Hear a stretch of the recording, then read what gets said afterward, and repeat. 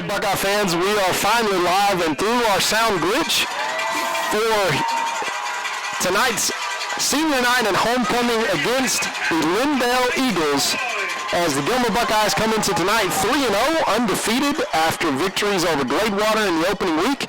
It is our first week back home, and we are looking forward to a great game as we are doing without Eric Connick's tonight.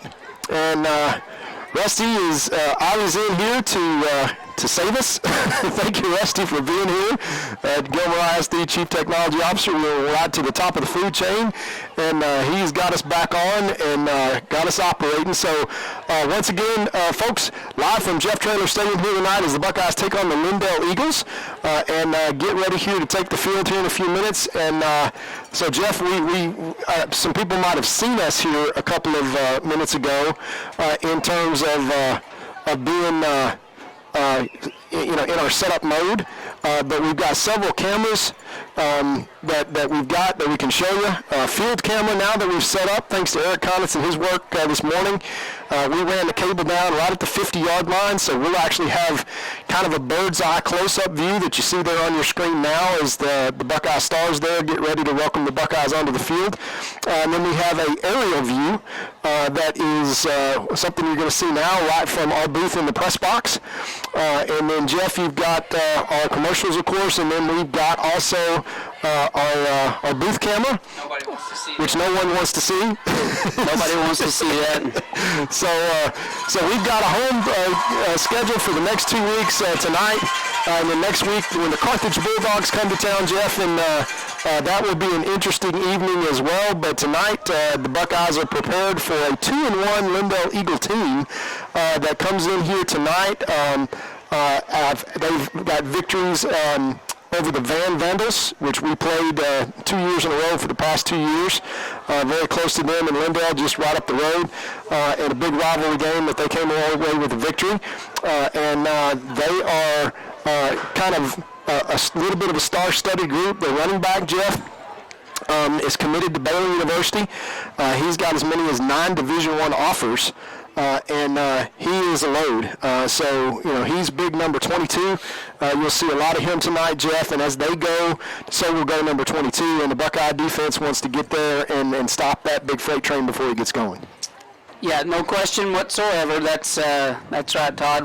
And tonight, I don't know how much I don't think any of our broadcasts went out earlier that we were having a few sound difficulties, but we're back now, and we'll kind of go through some of those stats here for you real quick. Before we do that, I do want to throw out a couple of things. One, the Gilmer Buckeye Band would like to thank Godarzi and Young, who happens to also be our title sponsor for the broadcast, for their support. A lot of people don't know this because Godarzi and Young does a ridiculous amount for the school. Every time we call, those guys answer and have been so generous. Those are 2 former Buckeyes.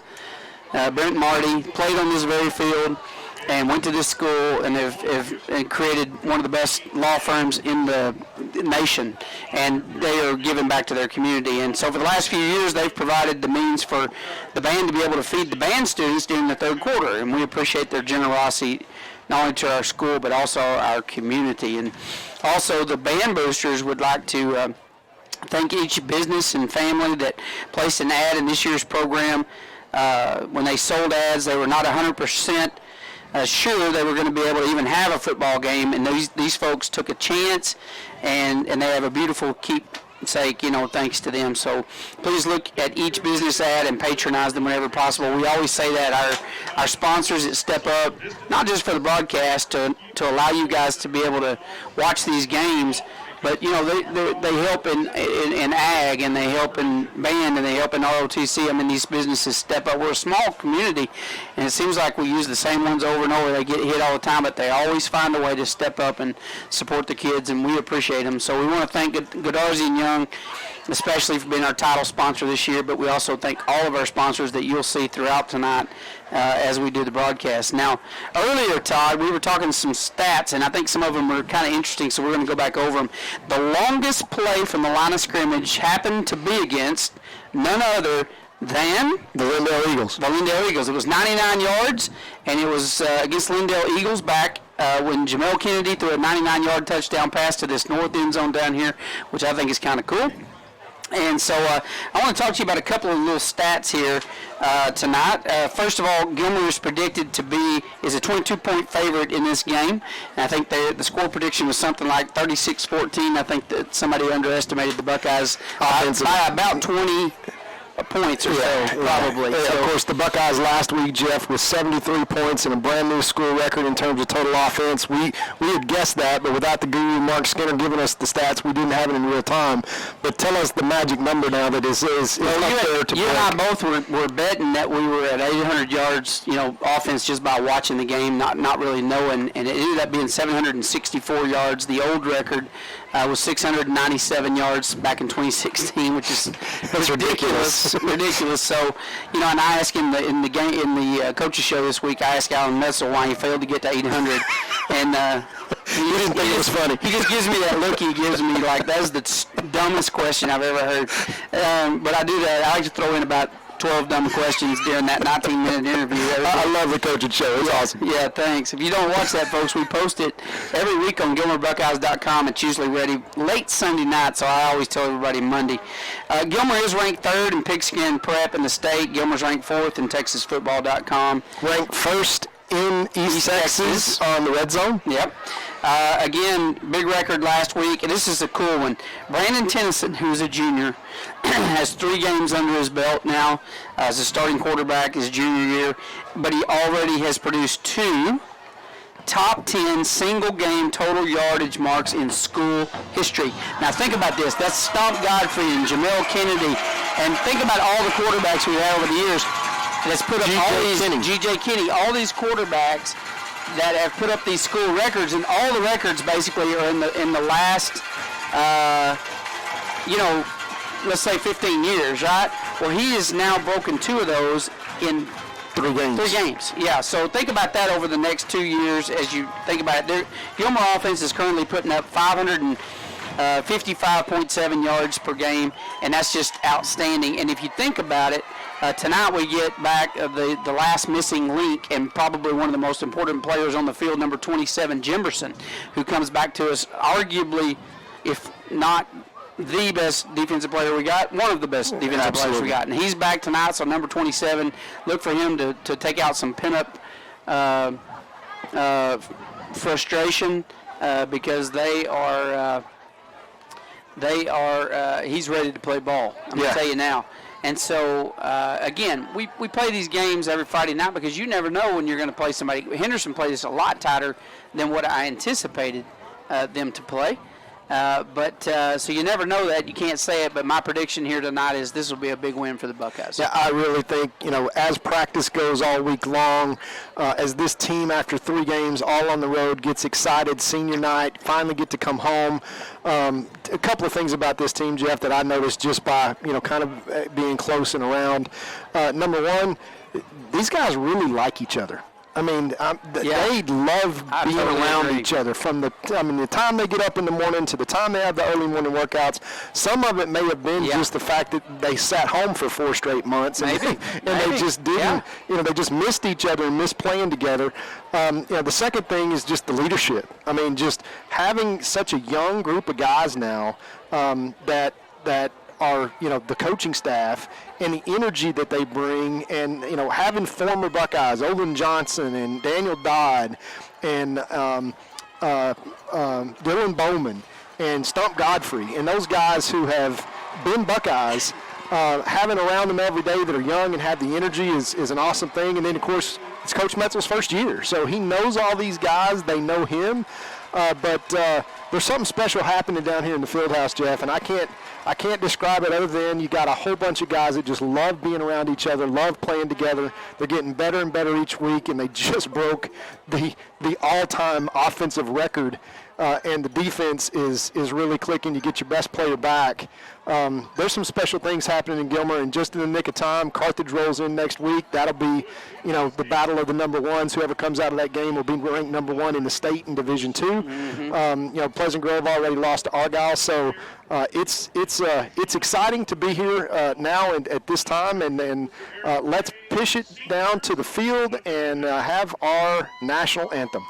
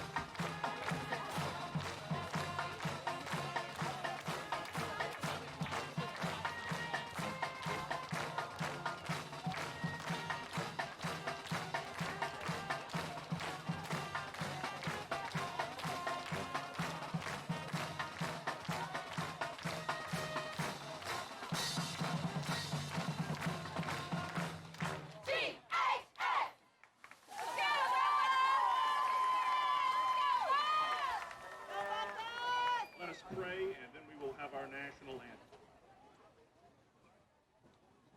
Father, we're thankful we can come together in community and enjoy fellowship with one another tonight. We pray for fun, and we pray for safety for all involved, and pray that you will continue to watch over us. Thank you for the beauty of this evening and for being the one who created it all. We offer this prayer in Jesus' name. The color guard tonight is provided by the Gilmer High School Air Force Junior ROTC. The color guard is Cadet Colonel Emma Albright, Cadet Lieutenant Colonel Krista Rash, Cadet Staff Sergeant Cameron Bray, and Cadet Chief Master Sergeant Javier Bocanegra.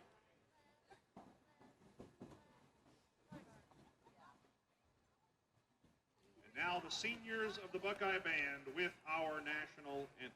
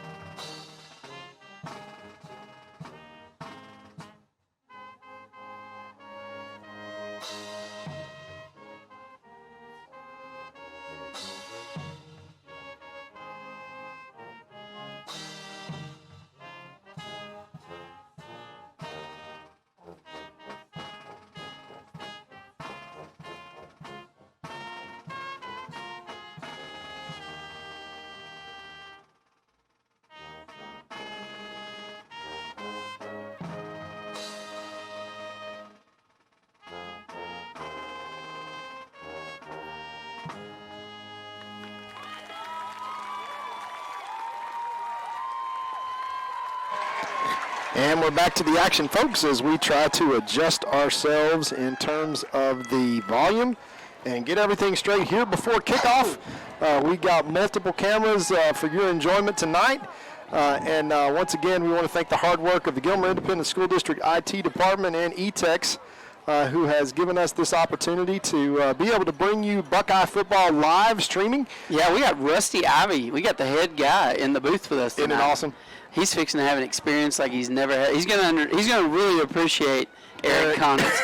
After tonight, Eric's gonna get a raise after this. He's gonna have, you have to deal with those morons. And when I say morons, I mostly mean you. Well, yeah. So Mason Hurt goes out, the heart and soul of this Buckeye team, the senior captain.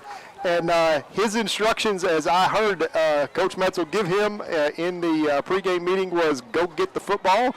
And if you don't get the football, we're going to 3-and-out them and go score. So that's the game plan so far for the first couple of minutes of the game, Jeff.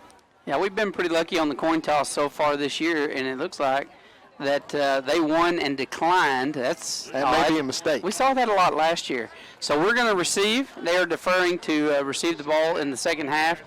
And I wouldn't have done that. Evidently, somebody's not been watching film. But it's time, man. It's Friday night. It is time to play some football, and I am excited. I am too, Jeff, as the Lindale Eagles come in here tonight 2-1. And once again, when you're looking at the Lindale Eagles, look no further in terms of the running game than Jordan Jenkins, the big running back, 6'2", 205 senior, committed to Baylor University. But also number 4, their defensive end, Jamon Jackson. He's a defensive lineman. He's 6'4", 225, and he will really get after the quarterback, Jeff.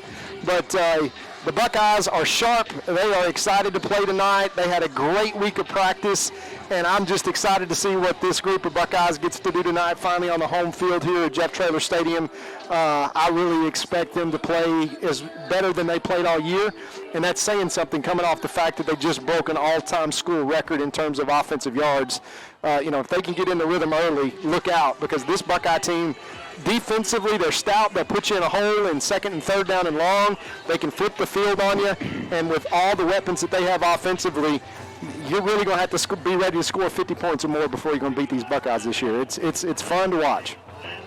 Yep, no question. I mean, this is a hot offense and a stingy defense like we talked about. So it is game time. It's Friday night, folks, and it is my favorite time of the week, and I know it's the favorite time of the week for a lot of you.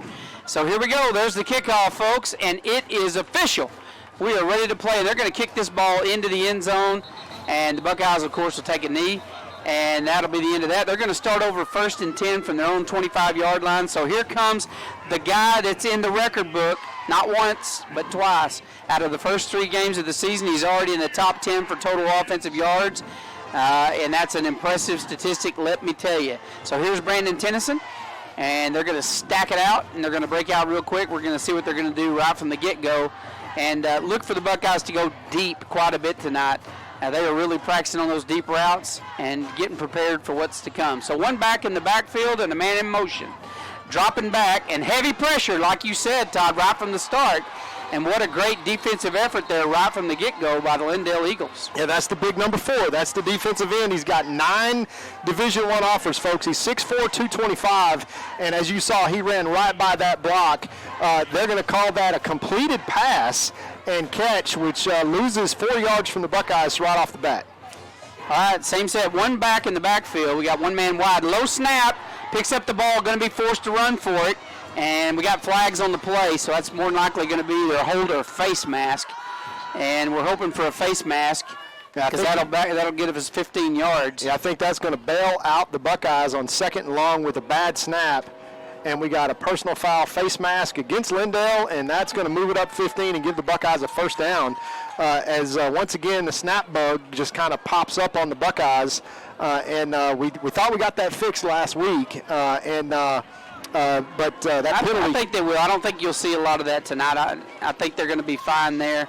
That was just, we're going to call that a fluke. 2 receivers to the left, 1 to the right, 1 back in the backfield. Tennyson checking off to the sideline. They see something on the defense they find interesting. They're calling an audible at the line. So this will be interesting to see what we do here. Maybe dump something across the middle here. They're going to hand it off up the middle. And Lindale did watch some film because they saw that coming. You saw the linebackers moving up on that, and they kind of sniffed that one out, and we're not allowing a lot up the middle there as Smith, the ball carrier, picks up about 2 yards. That'll bring up 2nd and 8.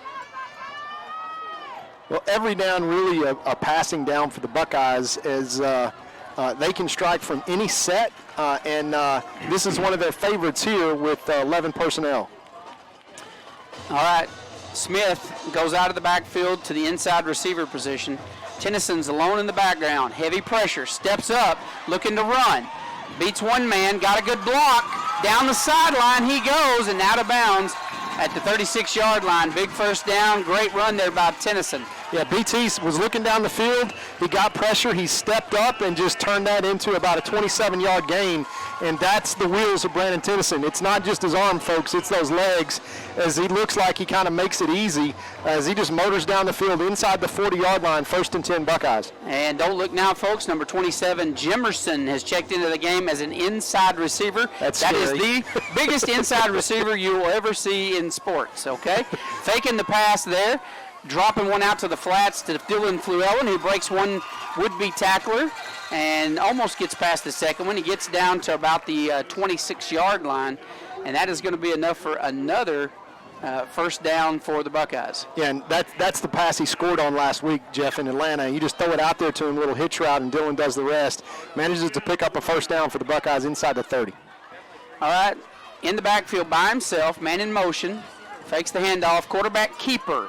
Tennyson, not a lot there, picks up 2 as he gets out to the 25-yard line, and that's going to break up 2nd and 8 for the Buckeyes. And all these plays, Jeff, are already pre-scripted going into the first drive. So everything pre-planned that you're seeing so far here from the Buckeyes. All right, 4 receivers to the right side. Not seen that set this year. They're dropping up. Short pass out to number 3. Breaks the tackle and just loses his balance. But he falls forward and gets out to about the 26-yard line. And so they're moving the chains forward. They lack 3rd and 4 for a first on their own 26, or the Lindale 26. 21-yard line, Jeff. Excuse me, 21. And this is definitely 4-down territory knocking on the door of the red zone. All right, Mason Hurt by himself to the right. 3 receivers left, 1 back in the backfield. It's Smith. Here's the snap.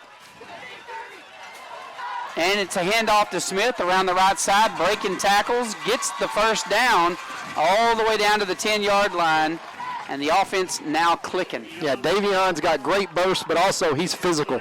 As he just took on that linebacker head on, knocked him back about 2 yards, brings up 1st and goal for the Buckeyes from the 10. All right, Jemerson still out there as a inside receiver, 2 to the right, 2 to the left. Good snap. And heavy pressure from the defensive end out there. That's that big number 4. You're going to hear his name a lot tonight. And Brandon looks up and sees 6'4" of muscle coming at him. He says, nope, not even going to look. I'm tucking and running. Just going to step up. And the pocket kind of collapsed on him as well. Brings up 3rd down. No, that's got to be 2nd down and goal, Jeff.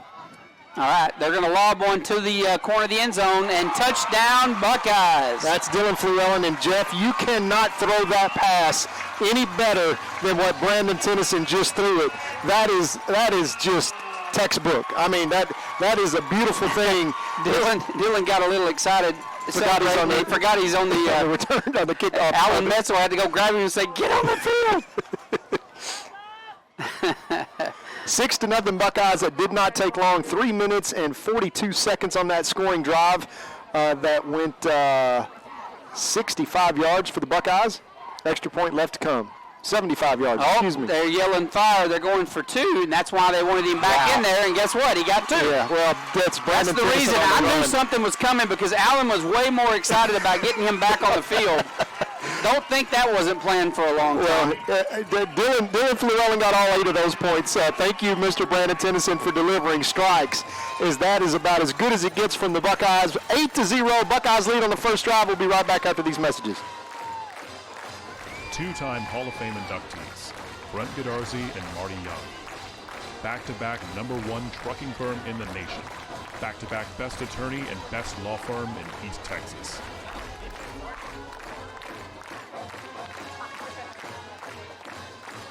Crowley Funeral Home has been serving families in Gilmer since 1883. Funeral director and Gilmer High School graduate Troy Murray leads the professional staff at Crowley Funeral Home and is committed to providing dignified, respectful, and compassionate assistance to every family in their time of need. Crowley Funeral Home feels strongly about maintaining high standards of excellent service while still keeping prices affordable. At Crowley Funeral Home, we treat your family as our own. And back to the action here as the Buckeyes take an 8-0 early lead. Score on the opening drive, 75 yards. We'll get those stats here in a bit from Mark Skinner, the guru, who is in the building tonight and making us look smart. And Jeff, hey, you give the Buckeyes the ball, what do you expect? 8-0, 3 minutes and 42 seconds off the clock, and now the Buckeyes on to kick it off and start defensively. And look at this. Talk about aggressiveness. They're going right at it. I mean, onside kick right from the start. And we saw that happen to the Buckeyes in Henderson, which worked out well, their very first opening kickoff. And the Buckeyes said, hey, you know, that was done to us. We need to get one back this year, and they tried right there. But the Eagles are able to do a good job fielding that ball, and they're going to start over with great field position. 1st and 10 from their own 49. So let's see what the Eagles have offensively against this great and very selfish black flag defense. Handoff to the star running back right off the bat, and he's going to be good for about 2 yards on his first carry from scrimmage. 2nd and 8 from the Buckeye 49. Yeah, they will go to him early and often, Jeff, as he's really the heart and soul of this Eagle attack. They do everything off the run. They have a big, tall quarterback who can throw it. He can also run, picks his spots to run the ball himself, but everything's coming off of play action. All right, here's the snap. Fakes the handoff, dumps one to a wide open receiver right into the middle. What a big gain, and he is finally brought down on the 15-yard line, and that is a great job by the Eagle offensive coordinator finding a hole. Yeah, that's a blown coverage on the linebacker there for Gilmer. But as you said, Jeff, everything's off the play action. So they play action fake to number 22. They miss a coverage there. He's wide open out of the slot. Big gain for the Eagles down to the Buckeye 15-yard line. All right. Eagles send 2 receivers to the right, 1 to the left. They got 1 back in the backfield. Handoff, number 22 around the right side, and he is dropped for a loss. And who was that, number 20? Yeah, number 20 for the Buckeyes. That's the that's linebacker. that's our kicker. That's Hernandez. Yeah, coming up and making a good play. He is a great defender. And loss of about 3 on that play pushes the Eagles back towards their own 20-yard line. It's going to be second down, and let's call it 13, Jeff. They need the Buckeye 5 for a first down. All right. They're going to send a man wide to the left, 2 to the left, 2 to the right. Quarterback rolls to his left side, looking to pass. Got a man open. It's number 3, and he is inside the 5. Picks up the first and goal from the 5-yard line. So Eagles moving the ball down the field. Yeah, the Buckeyes a little bit confused in terms of keying on that big back, number 22. As we said, everything's off play action. So most of the time, the very first thing that quarterback's going to do is stick it in the belly of number 22 and force those linebackers to make a decision. And as you saw, he can pull it and roll out and hit the open man on the run. First and goal now from the 5. All right, look for him to go to 22. Nope, they don't. Quarterback rolls out, and look at this. Got a man open, and that's a touchdown, Eagles. Great offensive series there by the Eagles to get right back on the scoreboard. Yeah, they answer. That's a play that the Buckeyes saw on film on several occasions. They're just going to isolate Luke Watson on that play and make him make a decision. They're going for 2 also, and look at this. They got it. So Eagles showing that they can throw the football, and by the way, they should be able to because the visibility of their quarterback should be well. He's about a 6'4", 6'5" kid. And so he can see over the line, has good eyes, good legs, and so they're here to make this thing kind of interesting, Todd.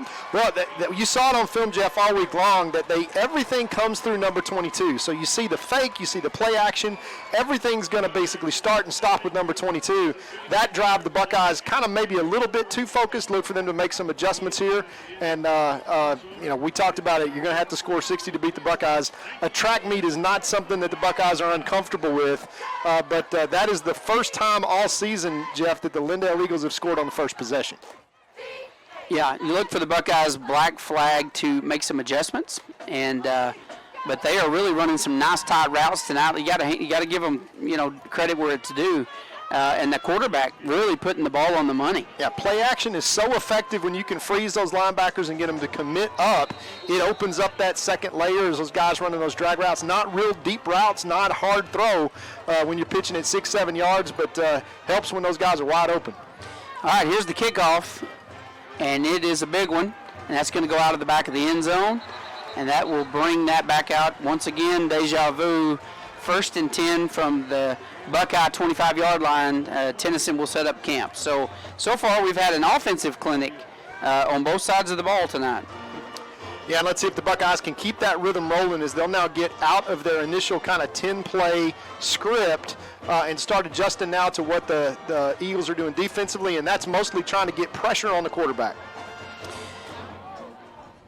All right, here we go. Tennyson, here's the snap. It's a good one. They're going to launch one down the sideline. Man falls, and we drop the ball. Can't reel it in, and the defender was beat, and unfortunately Dillon had to step out of it as that ball was just slightly thrown a little hot, and Dillon has to step out of bounds and just can't reel it in before he does that, and that could have been just an easy 6. Yeah, 5 out of 6 times Dillon reels that one in and brings up 2nd and 10 for the Buckeyes. All right, here's the snap. Fakes the handoff, fires a rocket. Complete on the a little out route over there. I think that was maybe number 17, Rowan Fluellen. Yeah, Rowe picking up right where he's left off these first 3 games. And so far, Jeff, as a sophomore, Rowe Fluellen is definitely the newcomer of the year. Oh, absolutely. He has played stellar so far this year. Defensively and offensively. The first 2 games, had a pick in both games, had a touchdown in both games, and barely missed a pick last week in Atlanta. All right, one back in the backfield. Buckeyes have a tight set. Quick pitch to the right, and he is hit instantly. And that Eagle defense stepping up and saying, hey, we came to play. You're going to earn the points you put on us tonight. And that is going to be a loss of a couple of yards. Going to bring up 2nd and 13 for the Buckeyes, and the ball's going to be on the 31-yard line. All right, one back in the backfield. Low snap, picks it up. Tennyson fires another rocket over to the sideline. Same play we saw earlier, this time complete to number 12, Mason Hurt. Yeah, Mace picks up a nice little 8-yard gain there on that little out route, brings up 3rd down and 5, very manageable. And with this kind of tempo, Jeff, don't be surprised if the Buckeyes get positive yardage here if they decide to go for it on 4th down.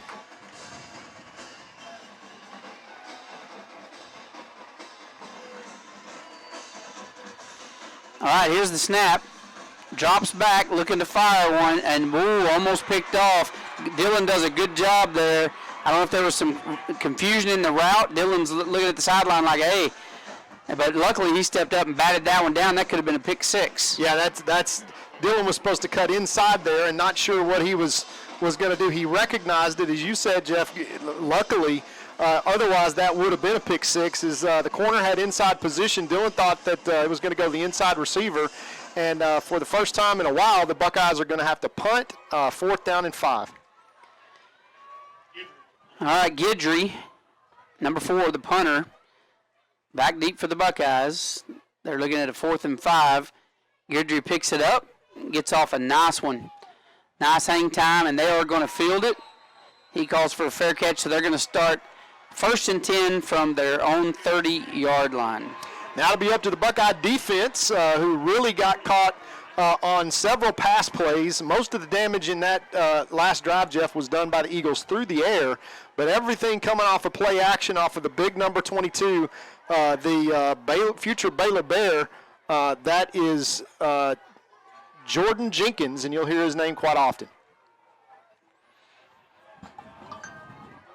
All right, one back in the backfield, 2 receivers left, 2 right. They send number 22 in motion. Quick pass, inside route to complete the number 3, and that's good for about 9 yards, 8 yards. And they're going to have to really watch number 3 there. He's got some wheels and some good hands. 2nd and 2 for the Buckeyes. Yeah, the Eagles, Jeff, are just attacking that zone and just basically finding ways to pick everything apart. But, again, everything keying off of number 22 coming out of the backfield. Okay, pass complete to number 3, and he takes a shot in the mouth as Buckeyes swarm him. And that's going to be a big nothing burger for the Eagles. Buckeyes sniffed that one out well. Huge opportunity here, Jeff, for the Buckeyes to 3-and-out the Eagles. 3rd down and 2. And watch for the quarterback sneak. That's something that you saw a lot on film from Lindale. They'll go straight to the line of scrimmage and try to quarterback sneak right over the nose guard. And let's see if that's the same situation here, or they'll try to use that big back number 22. All right, here comes the snap. They're going to hand it off to 22 up the middle, and look at this. He broke one to the house, and nobody's going to catch him. He's going to score right up the middle, and you rarely see that against the Black Flag defense. And that was a great call, and nobody home. Yeah, and we just slanted kind of right out of that play. The linebacker had a shot at him, but he just ran right through the tackle. And now with 3:56 left to play in the first quarter, the Buckeyes find themselves in a battle royale, trailing by 6, extra point left to come as Lindale has scored on 2 straight drives. All right, here's the extra point attempt, and it is up and good. No good. No good, so they're going to miss that extra point attempt after converting the 2-point earlier. So 3:56 left to play in the first quarter. It is Gilmer 8, Lindale 14. Gilmer National Bank is your hometown community bank, serving people in East Texas for over a century. We are your neighbors, friends, and partners in making this a great place to live. Our employees make us a special place to do business. We are there for you when you need us. Come by and see us and find out what makes people say, "That's my bank." Gilmer National Bank, an equal opportunity lender and member FDIC.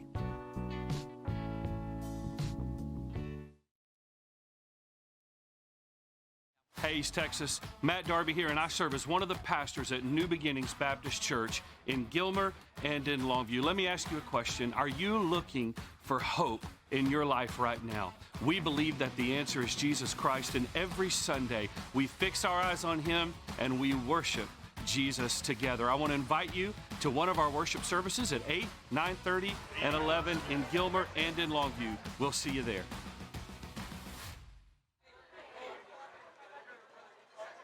And we're back to the action, Jeff. At Farmers Insurance, we've seen almost everything, so we know how to cover. All right, here's the kickoff. It is a high pooch kick. Going to be fielded. They're going to get out to about the 30-yard line. I think that might have been Guidry that picked it up. Is that right? Yeah, that's Cody.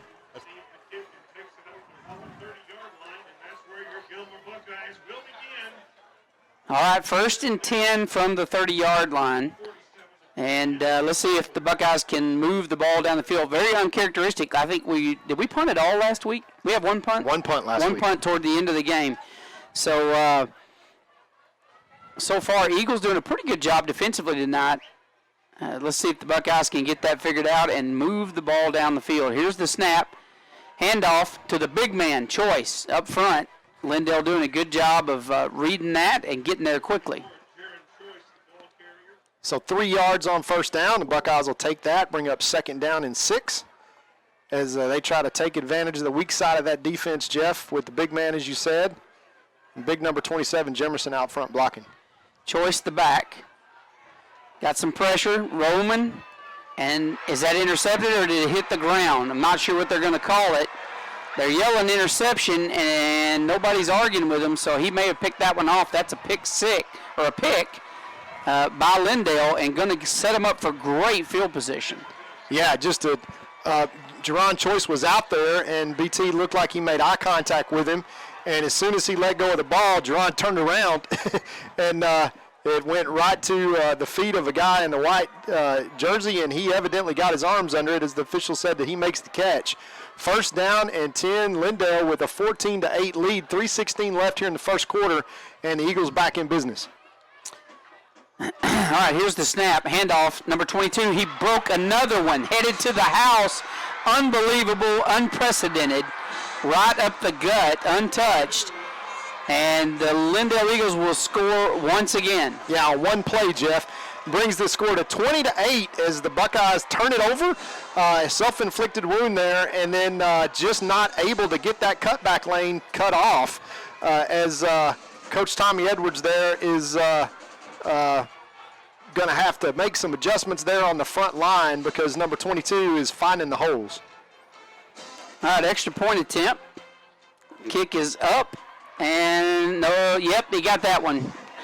So, folks, we're looking at 3:07 left in the 1st quarter, and the score is Lindale Eagles 21, Gilmer 8. We'll be right back after these messages.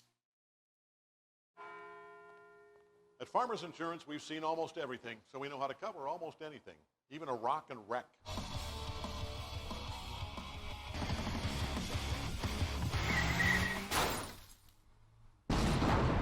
Yeah! He rocked and rolled right into it, but we covered it. At Farmers, we know a thing or two because we've seen a thing or two. We are farmers. Bum, bum, bum, bum, bum, bum.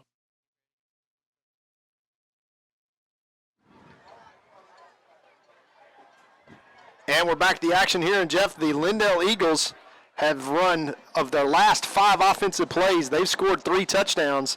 And on the legs of big number 22 as the Buckeyes just failed to get him wrapped up and get him going before he starts. And that's the key to their whole offense. We've said that Jordan Jenkins, number 22, the Baylor commit, showing why that he is a highly recruited athlete is he runs through a couple of tackles, and then when he gets in the open field, the Buckeyes can't catch him. And now the Buckeyes find themselves in a track meet down 21-8 with 3:07 left to play in the 1st quarter.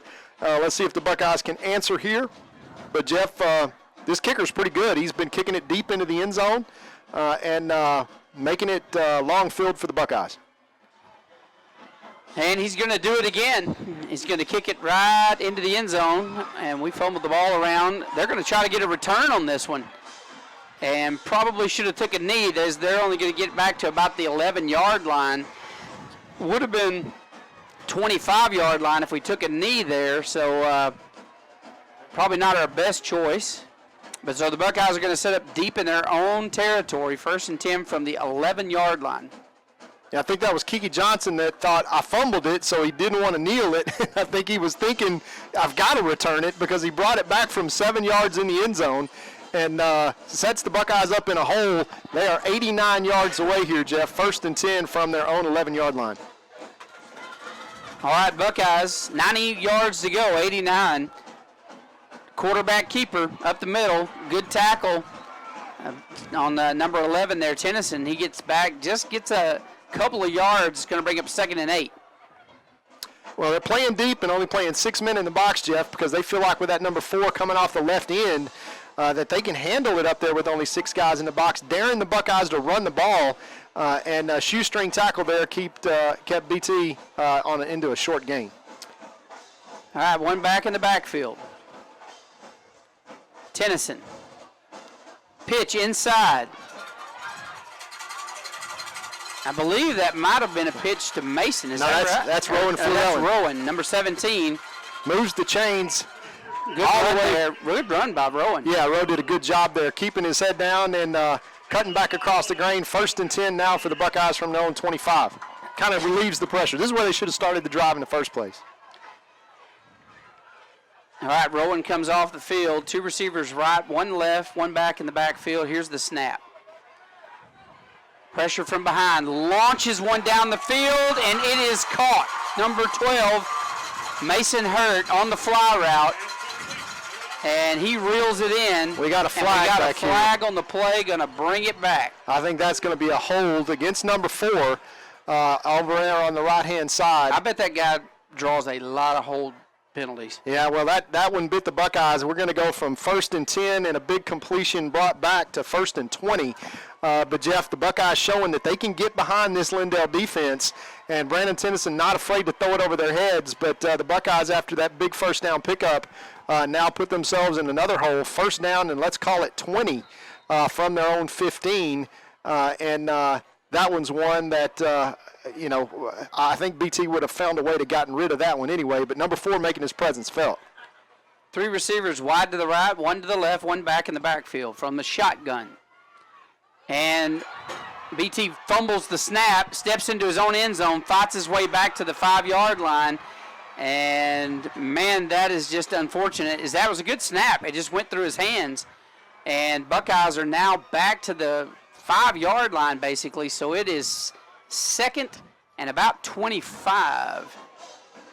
Yeah, it was lucky that BT was able to pick that one up and kind of get himself some room, but he's standing on his own goal line. All right, here we go from the shotgun. Lindale Eagles here to play tonight, coming heavy and hard, and just nearly picked off, it looked like, from my vantage point, but that's going to bring up 3rd and long. 3rd and 30 for the Buckeyes. Yeah, that was an inside screen pass. It was lined up for Dylan Fluellen, and there's just no place to go with that on the inside. And to your point, Jeff, now the Buckeyes would just kind of like to get out of the shadow of their own end zone no matter what happens and just kind of create some room. They're going to be looking at 6 defensive backs and 2 safeties standing about 15 yards off the line of scrimmage. All right, Tennyson on his own goal line, pinned deep here. Here's the snap. Drops back, looking to pass, launches one, intercepted. Headed back to the house. Will he score? No. He gets back to the 1-yard line. And the Buckeyes, this looking eerily, there's a flag on the play. We'll see what that's about. But this looks a lot like what we faced in Henderson when the Buckeyes were down quick up in the first quarter and had to fight their way and claw their way back into that game. Let's see what the penalty is here. It's a personal foul, it's a face mask. And that is going to go against the Buckeyes. So they were already at the 1-yard line, so that is a tough break for the Buckeyes. So look for number 22 to get the ball again here and punch another one in for the Eagles. So Buckeyes backs against the wall. They're going to have to do a lot of work to work their way back in the game, but we have seen them do it many times, including just 2 weeks ago. Yeah, now number 4, the big wide receiver out wide, Jeff. Look for them to maybe take a shot out there. They got a man-to-man singled up. Oh, they're going to hand this to 22 right up the gut. Hand off 22, and he scores easily. 27-8 with 15 seconds left in the first quarter, and like what you might expect, folks. It's the Buckeyes on the short end of this stick, as some self-inflicted wounds there. 4 very uncharacteristic mistakes. First of all, from the return out of the end zone, which really hurts. Secondly, then the missed snap and the penalties, and then finally the interception, which is almost returned for a touchdown. Might as well have been. And this is going to be the cushion that the Lindale Eagles are going to enjoy in the first quarter. It's a 3-touchdown lead, 28-8 with 15 seconds left in the first quarter. The good news is, Jeff, the Buckeyes have 3 quarters left to climb back in this one, but they're going to have to. We'll be right back after these messages. When tragedy strikes, you don't want to be in a position where you're second-guessing your lawyer's ability or the resolve to get you fairly compensated. When you hire Goddard & Young, you know you're hiring a law firm that has nationally ranked settlements and verdicts. We have over 2 decades of experience holding 18-wheeler companies accountable for their negligent action. Don't make the mistake of hiring anybody else. Hire the best. Hire Goddard & Young.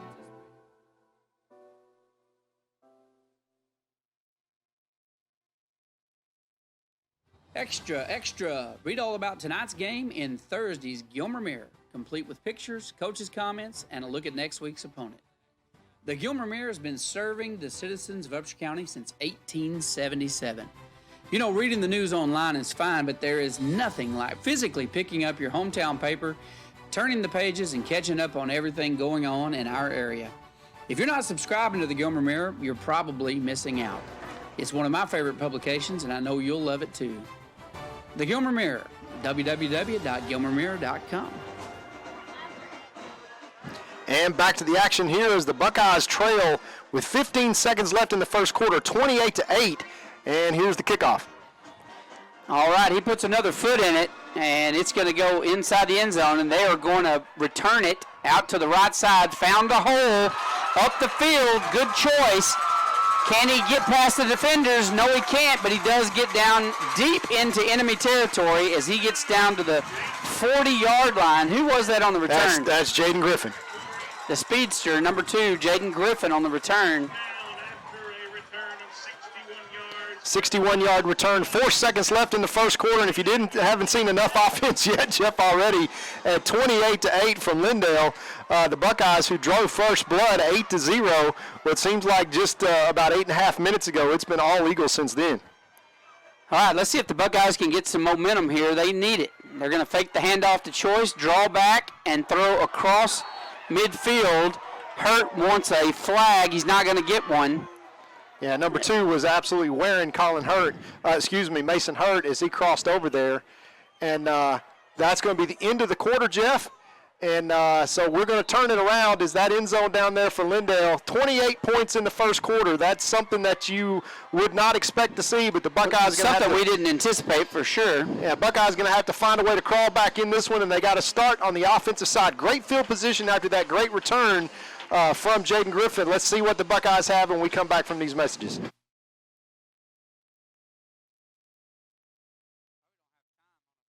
Because of investments in our surrounding infrastructure, eTex offers advanced improvements in internet connections, service experience, and quality of life for our customers.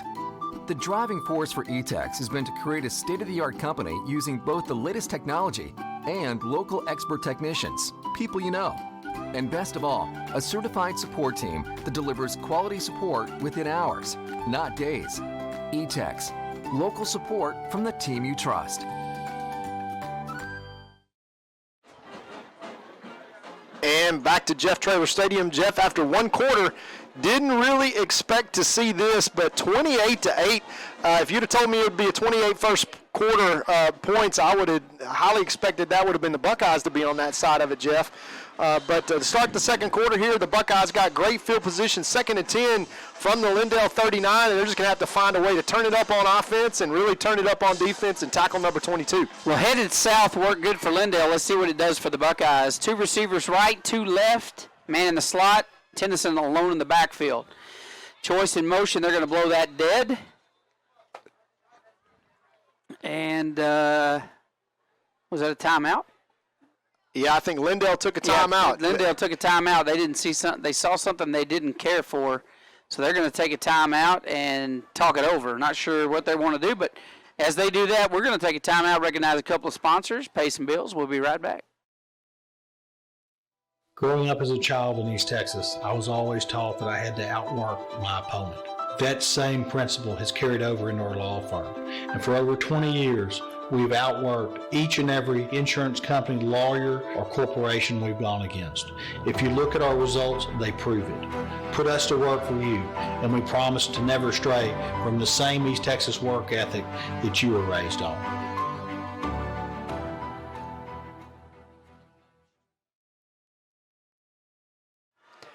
And we're back here once again after the Lindale timeout. 2nd down and 10 after the big return from Jaden Griffith to start this second quarter. 28-8, the Buckeyes trail, but they're 1st and 10 from the Lindale 39.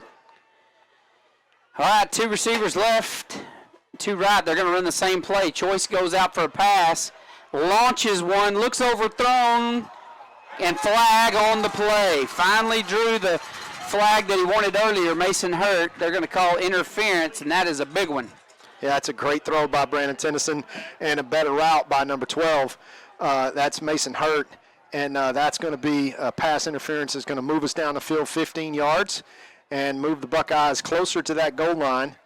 That's a big call that puts the Buckeyes down around the 25-yard line now, Jeff, and that's just what the doctor ordered. If the Buckeyes can find a way to score quickly here, and then they'll be down just 2 scores, with a whole quarter effectively left to play, and let's see if we can get some of those defensive adjustments made. But really, it's the 2 turnovers so far that is the difference in this game, and Lindale's ability to take advantage of the opportunities that they've gotten, and the Buckeyes trying to climb back in this one right now. Yeah, 2 turnovers that gave them excellent field position. I mean, once on the 1-yard line. So you can't script it better if you're an Eagle. Hand off to Choice up the middle. And Choice just bullying his way through. He had a nice hole to the left of him that he couldn't see, and the play was designed to run to the right.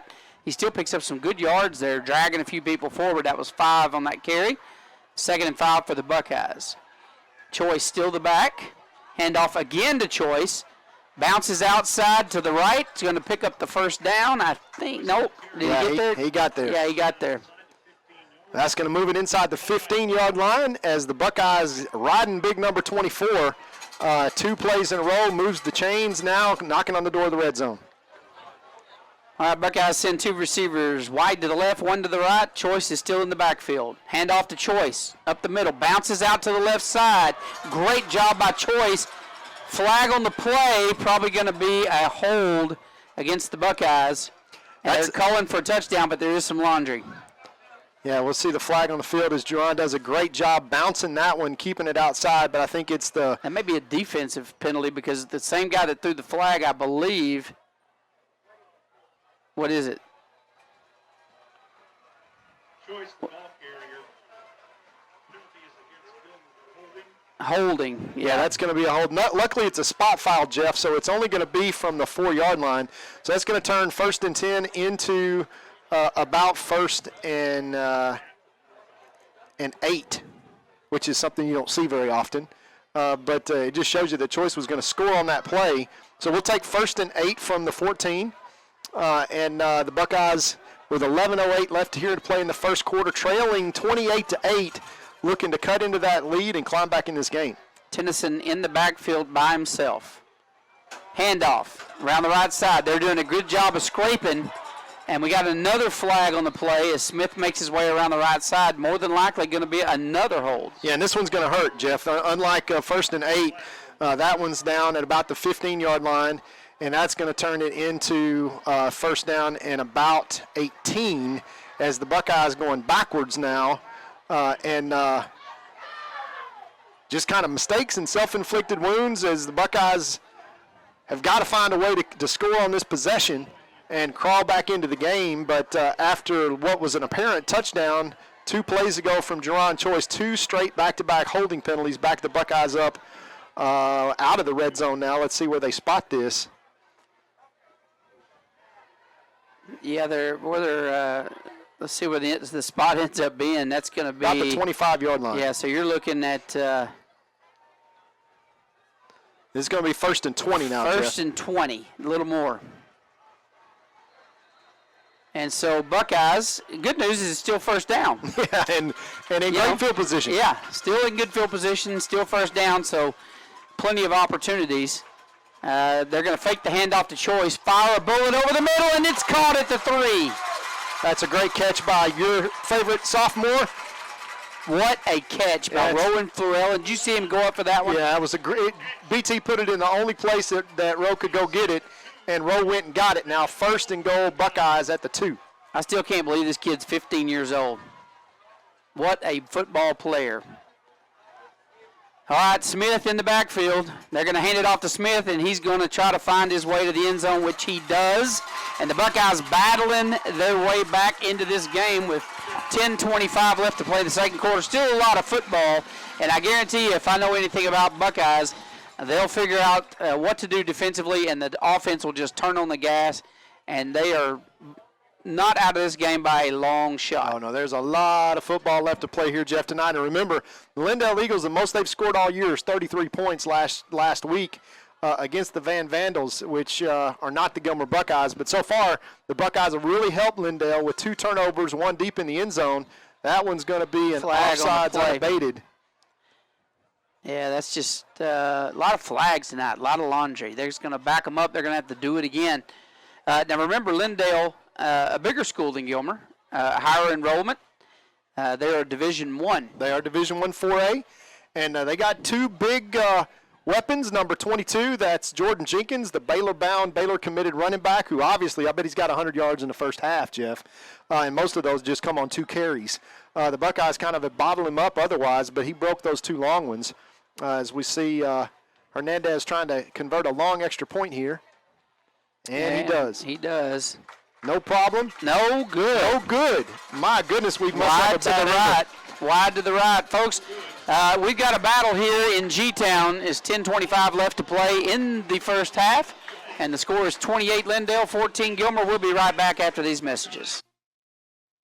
120 years ago, First National Bank of Gilmer opened its doors to meet the needs of its customers. Through the years, we added other names to our banking family. Now, we're proudly unified under a single name, First National Bank of East Texas, because together, we're better for you, your families, your businesses, and our communities. We're the same great bank with the same great people and services you can depend on. First National Bank of East Texas. Together, we're better. Well, if you need some money, First National Bank has some. Go down and see the fine folks at First National Bank, and they will hook you up. So scoring drive for the Buckeyes, set up by Jaden Griffith's 61-yard kickoff return. And the Buckeyes, after some penalty flags and some self-inflicted challenges, managed to put it in the end zone to bring this to a 2-score contest, 28-14. And, Jeff, those are both represented by those 2 Buckeye turnovers in the first quarter. One of them resulted in first and goal from the 1, which was easy pickings for Jordan Jenkins. And that's the difference in the game right now. Lindale 28-14 over the Buckeyes with 10:25 left to play in the first half. See what Gilmer does right here. They're going to kick a high pooch kick. It's going to be fielded on the 26-yard line by number 3, who's got some wheels, and they're trying to strip the ball. Nearly got it out of his hands right there. Heads up football play there. That's going to be great field position for Lindale, who is going to be all the way out to the 42-yard line of Lindale. So they're going to be 58 yards away to start this drive. But, Jeff, it's the Buckeye defense that's going to have to find a way to respond and tackle big number 22, Jordan Jenkins. So we're 1st and 10, and lots of time here left to play in this half. And the Buckeyes got to find a way to get the Lindale Eagles off the field for the first time tonight. They've scored every time they touched it. Okay, they're going to go fake it. It's a quarterback keeper around the right side. It's the first time we've seen that tonight. And another flag on the play, and that's hopefully going to be a holding call against Lindale. Yeah, they're calling them both ways because our cornerback out there got tackled. He didn't get blocked. He got tackled. As the quarterback showing you that he will pull that as the Buckeyes had number 22 tackled on that play for sure. The problem is he didn't have the ball, but they kept it around the end, and that's going to turn 1st and 10, probably into 1st and 15, as I think that one's going to back up. Oh, no, he's calling it from not a spot foul, but from the line of scrimmage. That's good for the Buckeyes. It's going to be 1st down and 20 now, and backed them all the way up to the 31. Let's see if the Buckeyes can turn that opportunity into a way to get off the field here and get the ball back to the offense. Yeah, you need to stop right here. We turned the ball over twice. We need to get a turn, a turnover on downs or get a punt. Yeah, see, that's and the referee corrected himself. They called that they stepped that penalty off not from the spot of the foul, but from the line of scrimmage, which is almost where the foul occurred in the first place. Yeah. It's still going to be 1st and 20. Yeah, they're discussing it and huddling over there, and he threw the flag at the 45, which really should put the penalty right where they're spotting it. See, that's going to be about 1st and 15. That's actually the correct call. Good job from the line judge over here on the side to bring up 1st and 15. Not so quite good news for the Buckeyes, but you'll sure take it over a 10-yard gain. All right, let's see what the Indales do. They're sending number 10, Luke Watson, out there, and the receiver, number 3, he was running that out route, just falls to the ground. Really, they've only gone after, number 22 and number 3 tonight. That's been their offense so far tonight. So if we can jam number 3 just a little longer on the line of scrimmage and contain 22, so far that's all they've shown us they have. Yeah, that big number 4 will come out and split out wide. They'll try to hit him, but normally out of this formation, Jeff, watch for quarterback sneak. Okay, they hand it to number 3 around the outside, and they sniffed that one out. I believe that's number 5, Jet Jones? Yeah, that's Jet Jones that just ate that up. Now here's the opportunity for the Buckeyes. 3rd down and what will be about 14. Well, it may be even longer than that, Jeff. They got it spotted all the way back at the 36-yard line, but we've got a flag on the play. It has just been kind of a flag-happy first half. Oh, I hate those kind of games. Okay, illegal formation against Lindale that they're going to decline and take 3rd down and a 3-yard loss instead of backing them up. So it's going to be more like 3rd and... Call it 16, Jeff, 17. Yeah. Well, they're not moving the football. Well, that's the wrong spot, Jeff. We're looking at 3rd and 14. Yeah, Coach Metzel should recognize that they gave him the line of scrimmage. Yeah, there we go. They fixed the spot back to the 36. Referees, they're doing a great job. They're just not quite as quick as you would maybe like them to be. All right, they're going for a pass here. They drop back. Heavy pressure. Fires one out across the middle, and the pressure caused him to dump that one a little early. Intended receiver there, number 9. For Lindale, and that is going to bring up 4th down and the first punt for the Eagles tonight. Great job there by the black flag defense, shutting them down. Penalties plaguing both teams tonight. But we're going to send number 4, Cody Guidry, back deep. And I'm going to tell you something. I say it every week. If Cody Guidry gets that football and has a clean return, you better watch out because the guy's got wheels. Well, special teams was a problem last week in Atlanta, and let's see what they got here. They're going to kick it to him. We'll see if it takes a good bounce, and he's going to leave it alone after what happened last week. We had a couple of fumbles we lost, and that is a great punt by Lindale, and I'm, again, a little confused by the spot there. Why did they spot it on the 24? What was it? Did it touch him? It must have touched one of their players. I didn't see that. That's a great break for the Buckeyes. I was thinking, man, that ball rolled to the 12. Yeah. What a great break. That is a great break for the Buckeyes. Ward back into the backfield. You remember he had the great big 4th quarter last week in Atlanta. 1st and 10 Buckeyes from their own 23. Yeah, Alan Metzel and I talked about him during the coaches show this week, and I said, boy, I'd like to see a lot more of him. They're going to fake the handoff to Ward. They're going to dump it out to 14, Flewellen, who's fighting for some yardage. And great open field tackle out there by number 6, the corner. But he is going to get out to the 30-yard line, and that is going to be a 6-yard gain. 2nd and 4 for the Buckeyes. And we've got 3 deep coverage here, 3 safeties, now back to 2 safeties as cover 2, and man under on the slot. So opportunities in the middle of the field for Brandon Tennyson. All right, Tennyson. Handoff. Ward, look at the hole. Bounces out to the right side. Finding gaps. Look at this stiff arm. Fighting him off. Unbelievable. I love this kid.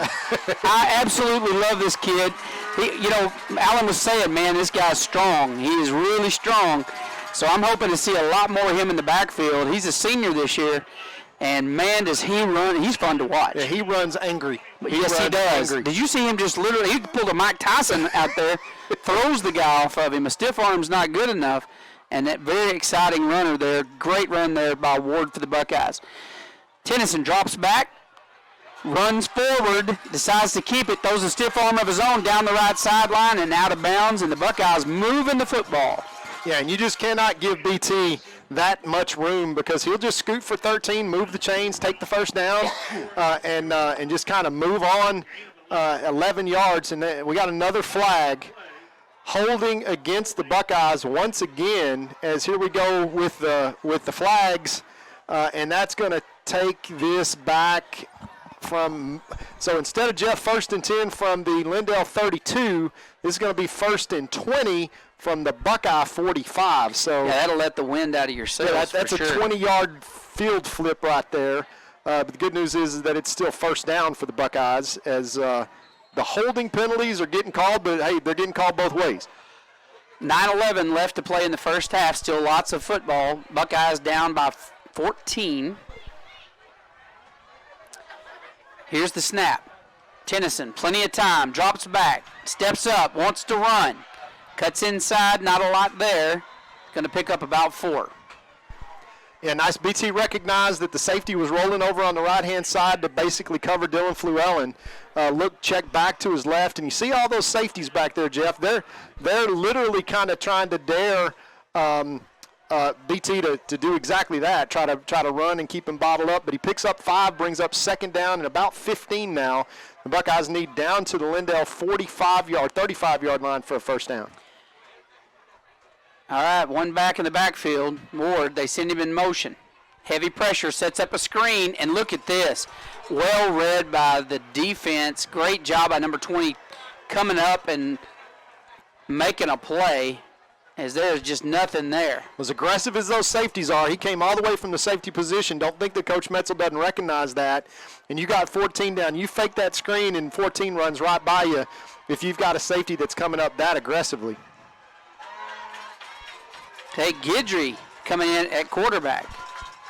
Now, I'm not sure if Tennyson was hurt here, if they're doing a wildcat set. Who is this? Who is in at quarterback right now? That's Tennyson. Is that Tennyson? What was I seeing? I'm not sure. Heavy pressure all over him. Guidry came in at running back. I don't know what I was seeing down there. It's hard when you turn 50. Things get blurry. 4th and 20, and the Buckeyes are going to have to punt. Yeah, they're going to punt that ball, as the protection just broke down on that one, and they were looking for number 12, Mason Hurt, going across the middle, as those safeties kind of playing some mind games there with BT and those reads. And, that was just a good defensive stand all the way around. And once again, self-inflicted by the Buckeyes from the holding penalty. All right, low snap. Guidry running around the right side doing that little rugby kick. He is so good at that, and he's going to kick it. Ball bouncing around. Takes a Buckeye bounce inside the 15 to the 13-yard line, and that was just a great kick there by Guidry. Yeah, great job on giving his punt coverage team down to get down there. So the Buckeyes unable to convert that, although it looked like they were going to have the ball 1st and 10 inside the Eagle 30, and wind up punting the football after the holding penalty. So once again, about half the third quarter gone, 6:46 left to play in the first half. The Buckeyes trail 28-14. An imperative right here, Jeff, that the Buckeyes find a way to get off the field and put another score on the board to make this at least a one-score game going in. Handoff 22, cuts up the middle, and they're able to stop him after a pickup of about 5. Yeah, and Lindale would like nothing more than to drive the length of the field on the legs number 22 here, eat some clock. And if they could take in a 3-score lead, Jeff, at halftime, that's going to make the mountain pretty high to climb for the Buckeyes. On the other hand, if the Buckeyes can find a way to get off the field and turn it into a 1-score game, that's what's really hanging in the balance here. With 6 minutes, 21 seconds left here to play in the first half. And for Lindale, things couldn't have gone much better so far. The Buckeyes trying to make sure here at the critical part of the game that they make a difference. Handoff once again, 22, bounces out to the left side, looking for running room. Buckeyes all over him, and he's going to make his way out with his forward momentum to the 25-yard line, and that is enough for a first down. Yeah, that'll keep the clock running right at 6 minutes now, Jeff, and that probably guarantees if they keep the ball on the ground that they can get this clock under 4 minutes. And at least if they don't, keep managing to get first downs, see how they slow the game down now. And trying to protect at least that 2-score lead going in at the half. turnover would be huge here, Jeff. It would be massive. Absolutely. With 5:44 left to play in the first half, Buckeyes do not want to go in 14 points down. Number 3, out in open field, picks up 10 yards and another first down. That's the same play, Jeff, as they just pick a hole in that zone. They run 22 out the back door and just hit number 3 on the drag route. You notice that all the passing plays, not a single pass has gone beyond 10 yards in the line of scrimmage. Everything's inside, trying to pick apart that zone, getting run after the catch yards. And Lindale doing a good job there as they find the hole in the zone as the number 3 continues to run across that zone, and they move the chains. 1st and 10 Lindale now from their own 35-yard line. All right, here's the snap, handoff, fakes the handoff, tries to dump one across the middle. It's going to fall incomplete, and that's going to bring up 2nd and 10. Big play there, Jeff, because it stops the clock with an incomplete pass. 5:07 left, and you get the feeling, Jeff, that this is the critical series of downs right here. They got Lindale pinned back in their own territory with 5 minutes left. That's plenty of time for them to, to kind of bring this to a one-score game. But they got to find a way to get a stop here out of 2nd down and 10. All right, 2nd and 10. They're going to hand it off to 22. Finds a hole. He just finds one where there's not one. He's going to pick up 5 yards on that carry. That'll bring up 3rd and 5. So big defensive stance is what we need right here, Buckeye fans. Yeah, this is a massive, massive play. 3rd down looks like they spotted at about 6. And 4:47 left counting in this first half. And the Buckeye defense needs to find a way to stand up right here.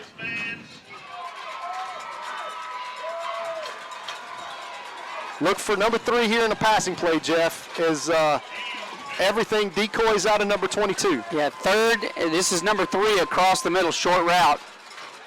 There he is. They tried for number 12, short route, and he just falls incomplete. 4th and 6, and that's going to probably force them to punt, given the fact that they're on the 40-yard line. Massive stop there by the Buckeye defense is going to give the BT and the offense, if they can field this cleanly, plenty of time to get down, Jeff, with 4:21 left to play in this first half, and the Buckeyes can kind of crawl back in here. There's an opportunity. Couldn't do it on the last drive, although they drove the length of the field. But interesting formation here. Look at all these Lindale Eagles out here on this side. Yeah, they're showing, acting like they may want to, throw the ball. He is. It's a fake punt. Look at this. They run. They found a man wide open. That's an absolute flag. They threw that way past the line of scrimmage, and nobody has thrown a flag. No flags. He ran up. Now remember, he's back 14 yards for a punt, so he had a little further to run than normal. So maybe he didn't step over the line of scrimmage. That was just a great fake punt. And they needed 6 yards. No, they got it that's easily. Buckeyes ball. That's the Buckeyes ball. Oh, the referee was signaling Buckeye football. So I guess that's a successful fake punt. Gutsy call by Lindale. You got to hand it to him. Handoff, number 22, cuts up the middle. Buckeyes drag him down after a gain of about 4, maybe 5. Remember that play, Jeff, because that was the opportunity there for the Buckeyes to get a stop, and they manage to pick up a first down on a fake punt as Cody Guidry comes hobbling off the field a little bit. And they are content to run clock and go with big number 22 now deep inside Buckeye territory. Remember, it's a 14-point game right here, Jeff. Even a field goal just makes the climb for the Buckeyes a little bit higher in that second half. We got illegal procedure there against Lindale. And I tell you, Todd, gutsy play. You got to hand it to Lindale on that one. Setting up a fake punt like that, spreading the defense out. They sent 4 receivers wide to the left. They put a man in motion out to the right and set him up. That was big number 4 out to the right. So there's only like 3 guys there, and nobody's sitting across the middle. And they had to get one guy free across the middle, and they did. So heads up play.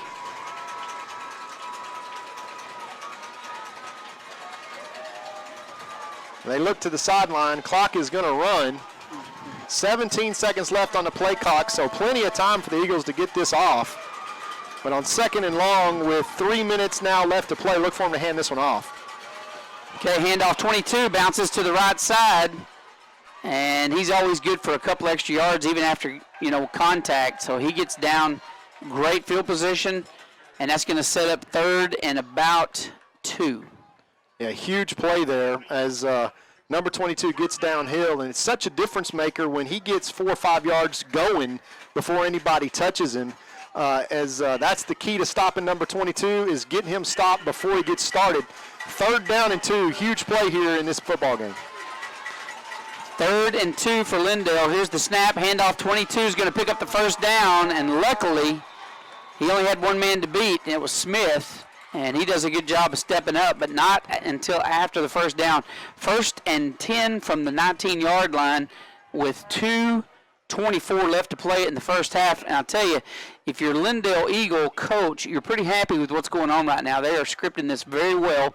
They're trying not to let the Buckeyes have the football. They want to keep the ball on the ground, keep moving the chains, keep moving the clock, score right before the half, and go back up 3 touchdowns ahead of the Buckeyes. Pass completes to number 3, and he is going to get the first down and run out of bounds as he makes his way over to the 12-yard line. That's going to be 1st and goal now with 1:58, and Jeff, that fake punt is going to be that's a 7-yard line, excuse me. Yeah, that's going to be a critical play that we look back on in this game as the Buckeyes seemingly had Lindale stopped and with 4 minutes and get the ball back, and now Lindale driving 1st and goal from the Buckeye 7 with just under 2 minutes left to play in the half. 2 receivers wide to the left, 1 wide to the right. Number 22, the tailback, gets behind that big offensive line, boulders over the 5-yard line down to about the 4, maybe the 3, and the clock just continues to tick. This is just really a well-orchestrated offensive series here. 1:39 left on the clock, and they're going to be very content to just let that clock tick down. They're in no hurry whatsoever. They're going to try to punch it in, leaving as little time on the clock as possible for the Buckeyes. Well, let's see if we can raise one of these turnover monsters here. As 22 doesn't fumble the ball very often, but look for him to get it here on 3rd and goal.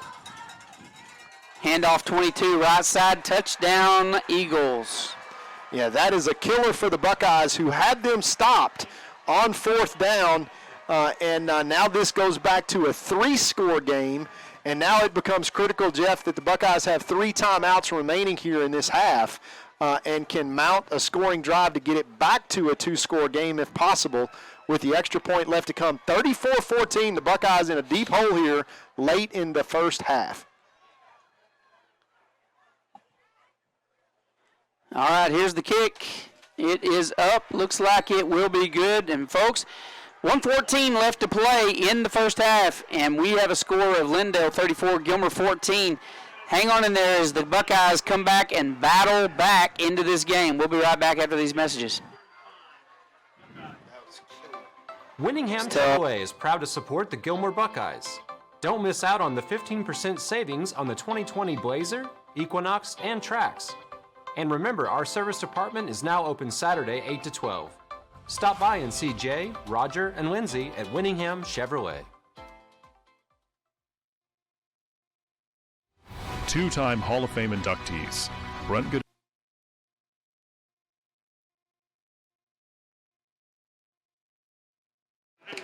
And we're back to the action here as the Buckeyes, with 1:14 left to play here in the first half, trail by 3 scores, 35-14. All 3 timeouts left, Jeff, for the Buckeyes, as this kicker has been able to kick it in and through the end zone nearly any time that he got ready. Let's see if the Buckeyes let that happen and take the ball all the way out to the 25-yard line here and try to mount a drive to get this back to 2 scores here with 1:14 left to play in the first half. So far, it has been a challenge for the Buckeyes as 2 turnovers early in the first quarter, and then that inability to get off the field on the 4th down fake punt is the difference in those 3 scores right now. All right, here comes the kickoff by Lindale. It's going to be a high pooch kick, fielded on the 30 or 28-yard line. Around the right side, it's Guidry, and he's going to run out around the 44-yard line. So Buckeyes have 1 minute and 7 seconds to make their way out on the field and try to get something done. So be looking for them to run some out routes right here, maybe a a go route. They may go all the way. You're going to see the Lindale Eagle defense probably play 3 safeties, 15, 20 yards deep. They know they're going to try for that. So look for some out routes here, maybe a go route. 3 timeouts, Jeff, so plenty of time left. All right, here's the snap. It's a little low. Picks it up, and it's just underthrown to number 2, Jaden Griffin. And that is going to, of course, stop the clock, but it's going to be 2nd and 10. So 7 seconds go off there. That's quite a bit of time for an incomplete pass. 2nd and 10 now. Buckeyes, once again, Jeff, all 3 timeouts remaining with 1 minute left. All right, they're sending everybody out. Tennyson's by himself in the background. Plenty of time. They're going to launch one, and that is overthrown and drew the flag. Once again, Mason Hurt interfered, and as he's making his way down the ball, that's going to be 15 yards and an automatic first down. 6 seconds, 15 yards. That math works out when you are roughly 56 yards away. And that's going to bring up 1st and 10 for the Buckeyes now at about the 40-yard line of the Eagles. Once again, all 3 timeouts remaining. That was a short penalty. That was a short penalty. Oh, they're going to call that. What is the call? I think that's I've got poison ivy. I'm not sure what that was. Saying holding? Is that, defensive holding. That's why. Okay, all right. All right, 3 receivers to the left, 2 to the right. Tennyson alone in the backfield. Pump fakes, rolls to his right, forced back up the middle, breaks tackles, cuts up the middle, got room. Going to go down, call timeout here, Coach. As he does, and BT turns that into a first down. We got 42 seconds left. Plenty of time, 34 yards away, 2 timeouts. And really critical here, Jeff, once again, that the Buckeyes find a way to put this one in the end zone to end this half. Trailing by 3 scores, 35-14. And, Jeff, really, you look at 3 key plays that the Buckeyes can point back to that 3-score deficit. The 2 interceptions, one of them almost returned for a touchdown, and then that fake punt and the inability to really stop them, that is kind of the difference maker right now in this game. But as you said earlier, Jeff, you got to hand it to Lindale. They've executed very, very well on both sides of the ball. They're getting lots of pressure on the quarterback. Number 1 on defense. Number 2, number 22 is as advertised. He is a big, strong. I would say he's more than as advertised, to be honest with you, at this point. Yeah, and then big number 4, that defensive end, that is 6'4", 225 pounds, as they have been able to get pressure on Brandon Tennyson with just 4 guys, which makes it challenging because you have extra guys back there in the secondary. So lots of time left here with 2 timeouts, 42 seconds, 34 yards away. Buckeyes desperate for a score right here. Heavy pressure. Tennyson dumps one to number 4, Guidry. And Guidry trying to get over to the sideline, doesn't quite get there. He's got 9 yards on that carry. They're going to try to down the football. They don't want to blow the timeout here. They want to down it. So he's going to spike the ball, and that is going to be with 23 seconds left on the clock. Still enough time to get in there. 2nd and 2. More importantly, the ball is spotted on the 25-yard line of the Eagles. So they're going to be going for the end zone here over the next couple of plays. Time for about 3 plays here, Jeff, and it doesn't matter the down and distance because the Buckeyes have got to go score just to stay in this game here. 2 receivers left, 3 right. Tennyson's alone. They're coming hard. They try to set up a screen to Guidry, and he can't reel that one in. We'll stop the clock. We got 20 seconds left. A couple of more plays.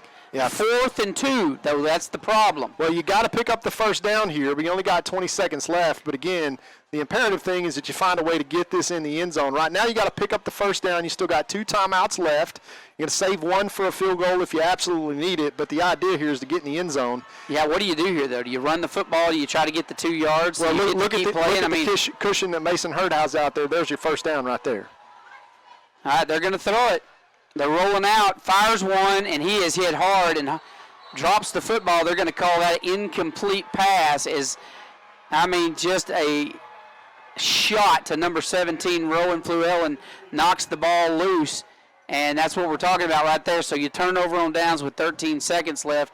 Buckeyes are going to go in to the locker room 3 touchdowns down. Well, with the first thing you got to do right now is just tackle number 22. He has shown you the ability to go to the house, and that is another missed opportunity there. The Buckeyes cannot fall asleep here, as even if they go to a knee here. Yeah, they're lining up for that. I tell you, I'm surprised they're not going to just launch one, because even if you intercept it, yeah, they're going to take it to the house, happy with being 3 touchdowns ahead. I'll tell you what, I certainly, of all people, didn't see that coming tonight.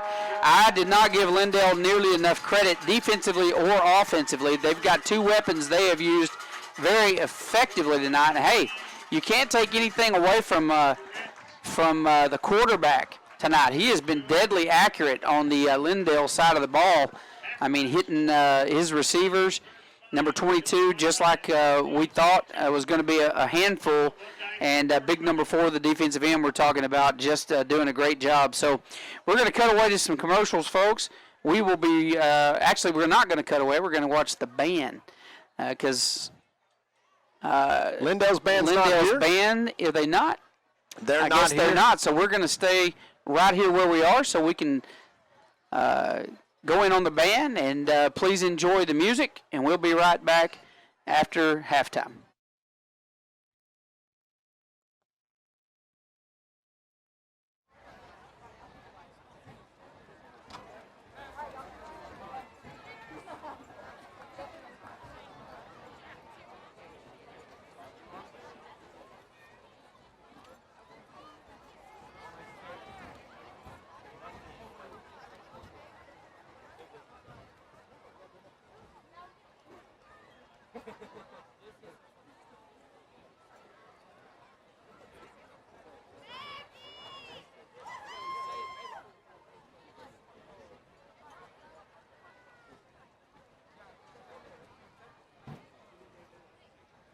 Ladies and gentlemen, at this time we will introduce our Gilmer Buckeye class of 2021 senior cheerleaders and mascots. First up is Alexandria Chamberlain. She is escorted by her mother, Whitney Bruner.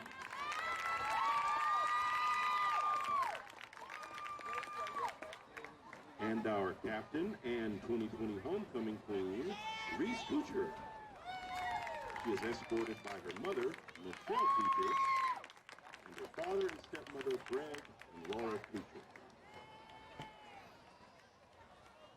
Our mascot is Madison Davidson. She is escorted by her father, Ray Davidson. Maggie Dean. She is escorted by her mother and father, Nikki and James Dean. Kenzie Eskew. She is escorted by her mother and father, Mickey and Billy Wynn. Raven Harris. She is escorted by her mother and father, Judith and Clayton Harris.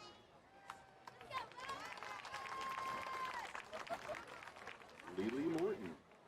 She is escorted by her mother, Marquette Hines, father, Stephen Morton, and grandparents, Annette and Matt Rose.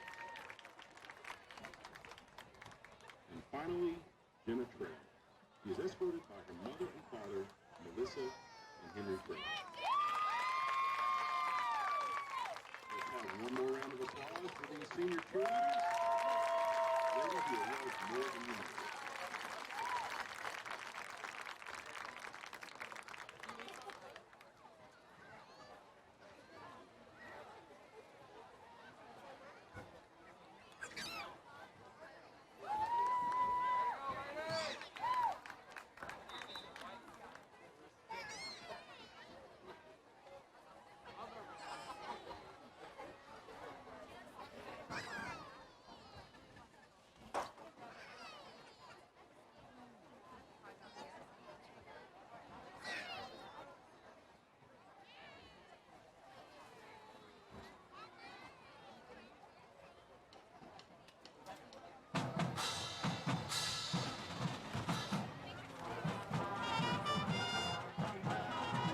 Gentlemen, introducing the award-winning Gilmer High School Stars Drill Team, directed by Donna Murray.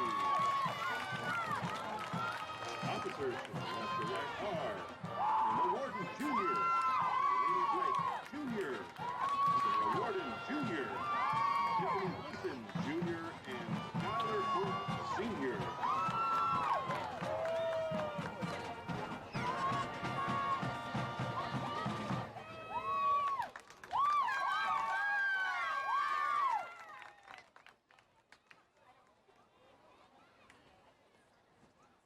Star of the week this week is Cynthia Laurie.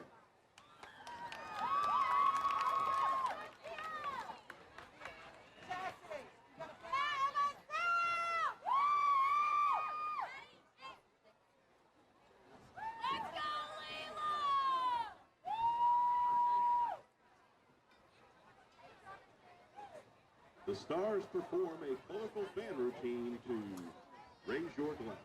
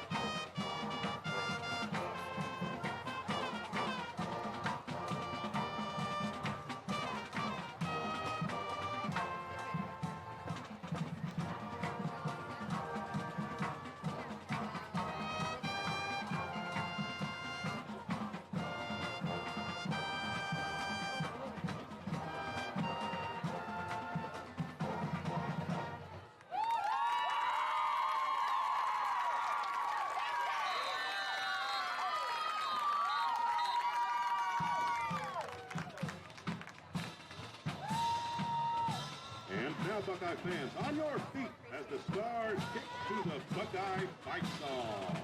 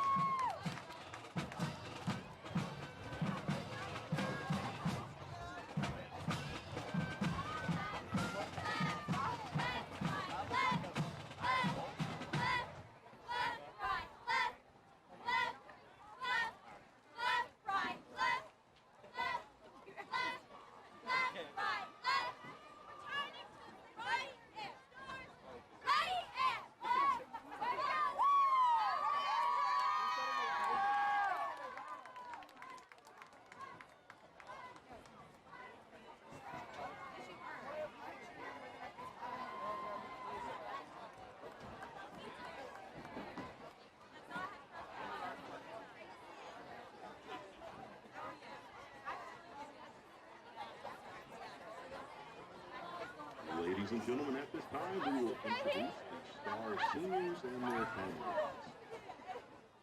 First up is Miss Jaden Owens. She is a 4-year member. She is escorted by Alan Footnock and mother Chandra McCurry.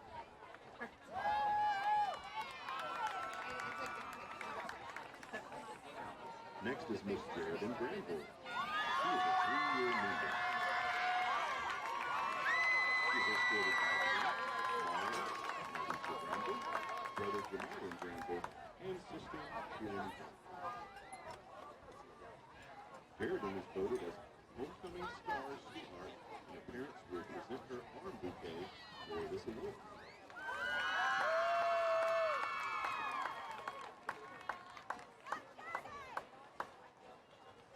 Miss Haley Smith. She is a 1-year member.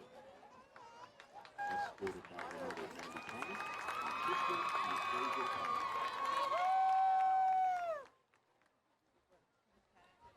Miss Phoenix Hari, 4-year member. Escorted by mother, Sandra Harper, and brother, J.B. Harper. And finally, Miss Skylar Ford, 4-year member, 2 years. She is escorted by grandpa, Tyrone and Robin Ford, her mother, Cassidy Ford, and great-grandmother, Ruby Henry. And let's have one more round of applause for these seniors. To each of you seniors, we love you and appreciate all of your hard work and dedication you have given the Stars Drill Team. May God always walk with you throughout your life.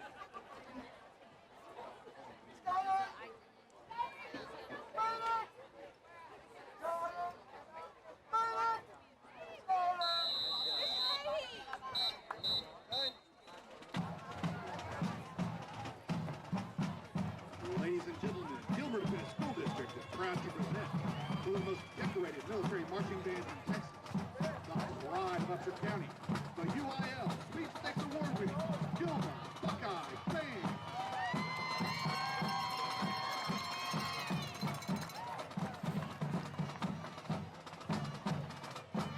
And now we feature our DHS majorettes as they perform a dazzling routine to hit me with your best shot.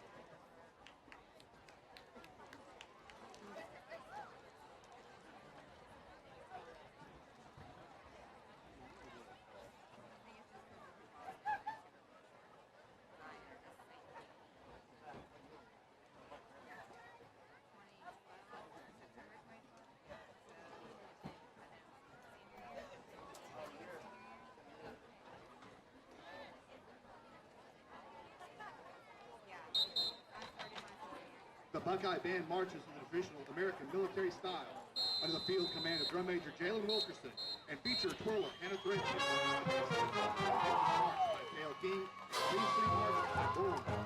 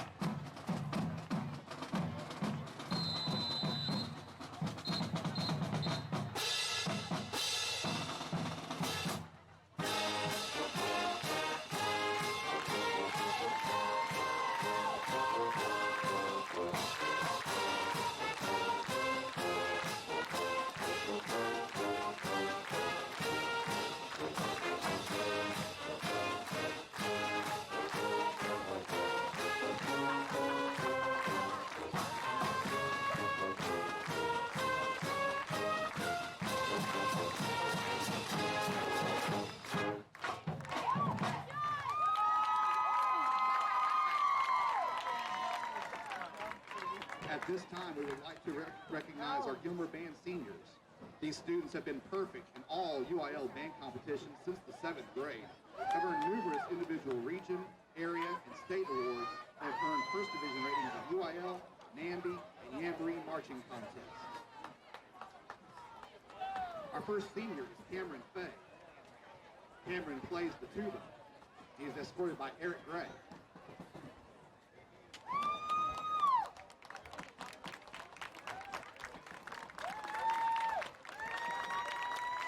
Juan Gonzalez. Juan plays the alto saxophone. He is escorted by Sandra Gonzalez.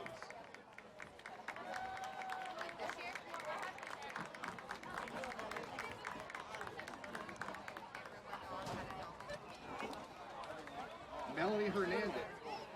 Melanie plays the tenor saxophone. She's escorted by Veronica and Ramiro Hernandez.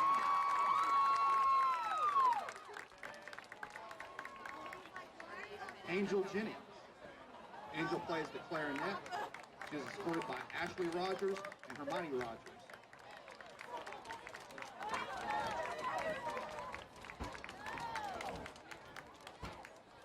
Jaden McCarter. Jaden plays the flute. She is escorted by Shane and Lenise McCarter. And Jaden is also our 2020 band sweetheart.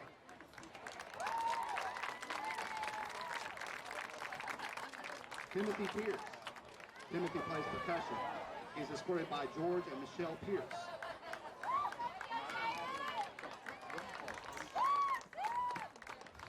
Avery Powell. Avery plays the saxophone. She is escorted by Melissa and Shasta Owen.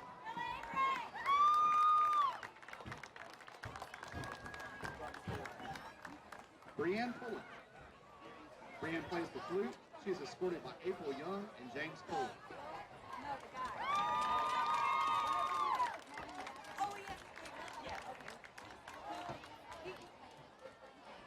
Callie Ritter. Callie plays the bass drum. She's escorted by Jason and Debbie Ritter and Melissa Ritter.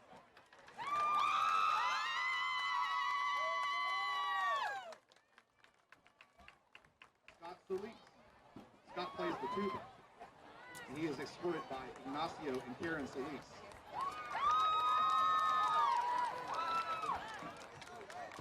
Keaton Taylor.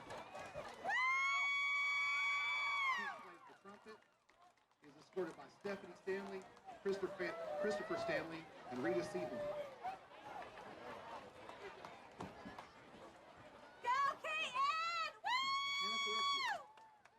Hannah plays the oboe, and she's the featured warrior. She is escorted by Amanda Ritter, Sophie Ritter, Jim and Wanda Threadney. And Jalen Wilkerson. Jalen plays the baritone and Liz the drum major. She is escorted by Tamika and Ricky Hill and Bobby Williams. Seniors, thank you for your 7 years of dedication to the Gilmer Buckeye Band. Ladies and gentlemen, the class of 2021 Gilmer Band Seniors.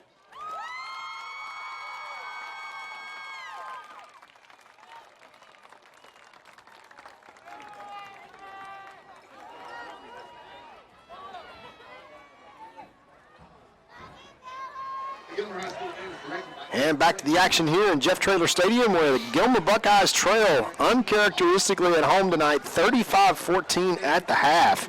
And Jeff, we really look back on 3 or 4 critical plays for the Buckeyes: the 2 interceptions, the 1 deep in the end zone, the Buckeyes' 4th down fake punt, where the Buckeyes had them down 14, seemingly had the Lindale Eagles stopped, and then obviously they're able to run. And then the last play, 4th down and 2, the Buckeyes driving to close the half, unable to convert on that big hit on Ro Fluellen. And the Eagles just making all the plays right now, and the Buckeyes missing opportunities. They got a hole to dig themselves out of here. They're going to kick off to the Lindale Eagles, trailing 35-14. But, the Buckeyes have to execute, and then they got to find a way to stop number 22 and prevent the Eagles from scoring a lot more, because they just don't have a whole lot of time at this point to crawl back in it. But let's look at some stats before we get into the second half. Todd, I think we both agree Lindale is just playing lights out. I mean, they're boxing above their weight class tonight. Buckeyes making some mistakes, obviously in penalties. We'll talk about that some. But also the 2 interceptions, again, very uncharacteristic. But the defensive side of the Lindale, the Eagles tonight has played remarkably well. A lot of pressure on Tennyson, doing a good job covering receivers. And then, of course, on the offensive side of the ball, they are just hitting two main weapons, but they're hitting them very effectively tonight. Their quarterback's just been right on the money. Talking about uncharacteristic of the scoreboard, the stats are also very uncharacteristic tonight. They almost look in reverse, especially when I get to time of possession. It'll shock you. Rushing attempts. So far tonight, the Buckeyes have rushed 18 times for 95 yards, a little lower than our normal average. They've rushed 15 times for 142, obviously. Two long runs for touchdowns. Buckeyes, this is the real shocking one, and one I think that you'll see different in the second half here tonight. We just haven't found our rhythm yet, but the Buckeyes only have 89 passing yards against 105 yards that were, like you said, 8 and 10 yards at a time on the Lindale side of the ball. Total offensive plays, we've had 39 plays for 181 yards. Remember, we average 555 yards a game, so well under our average. Total offensive plays for Lindale is 27 for 247 yards. So they're beating us by about 70 yards, close to it, 68 yards there. Penalties, kind of evenly matched tonight, a lot of flags. Tonight we've had 6 for 46 yards. They've had 5 for 50 yards. So kind of washes there. You really can't blame this just on penalties other than the terrible position that it puts you in, when you have to get called back in key times of the game.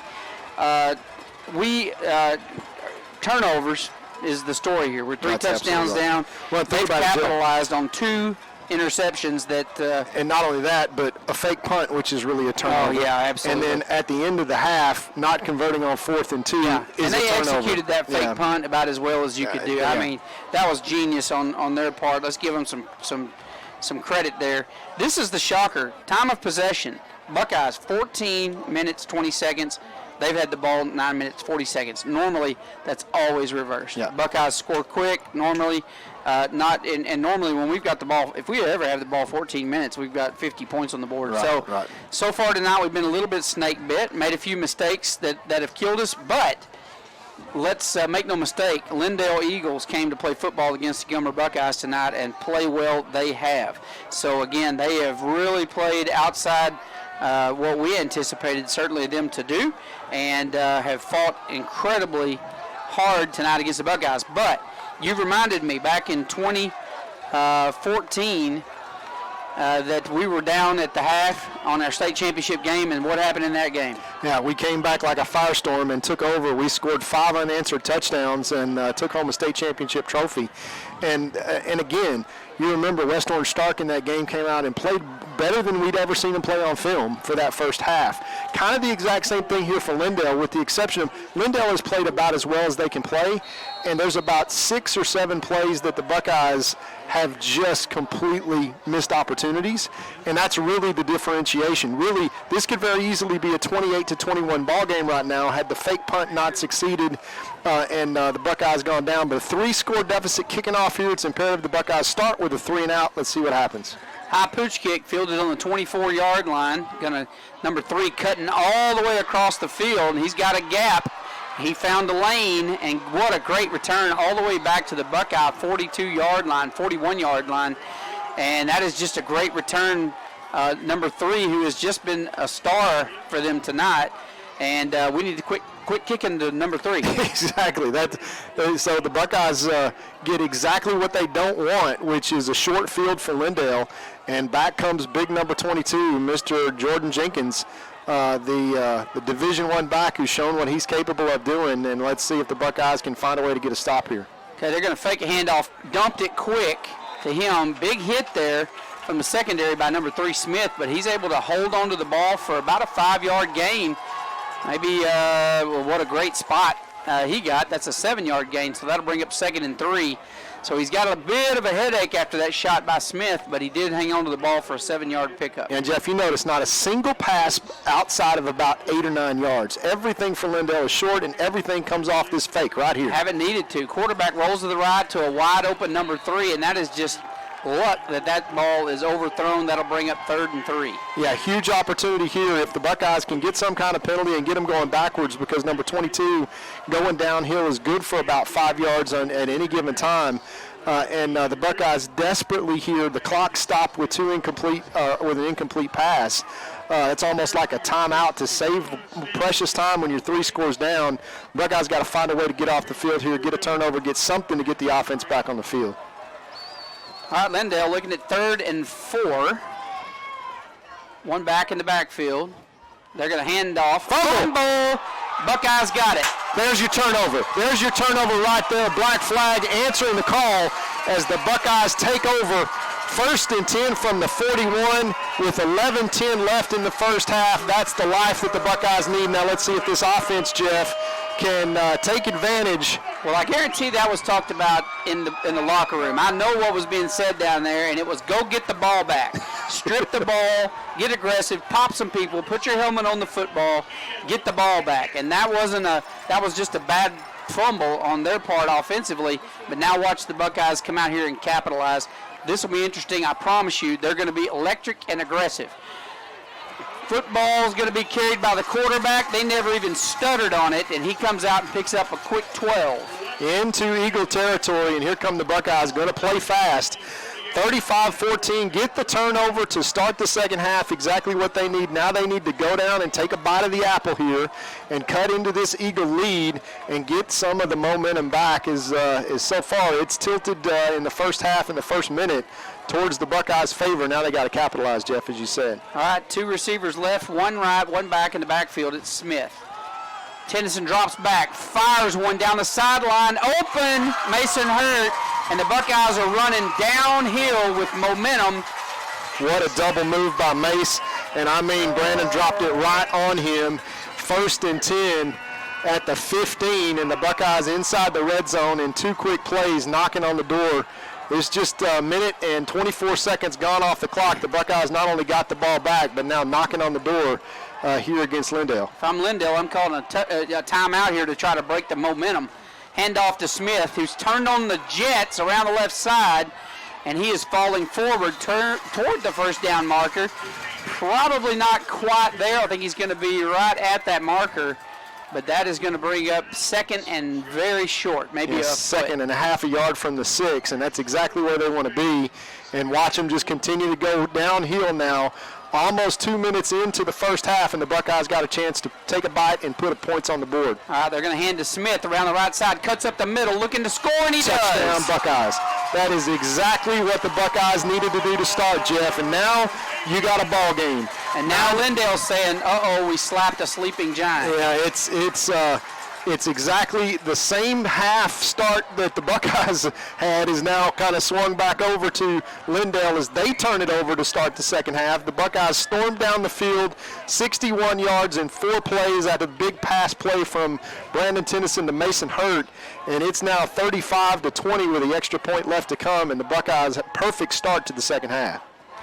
All right, here's the hold. The kick is up and good, and Buckeyes are on the scoreboard, folks, with 9:56 left to play in the third quarter. Buckeyes come out and score quickly. It's 35-21. We're going to recognize some of our sponsors. This first sponsor we're going to recognize is Goddard & Young, who is our title sponsor of the Buckeyes, and they title sponsor a lot of stuff for Gilmer ISD, so watch closely. When winning matters, here's the guys you want to talk to. 2-time Hall of Fame inductees, Brent Godarzi and Marty Young. Back-to-back #1 trucking firm in the nation. Back-to-back best attorney and best law firm in East Texas.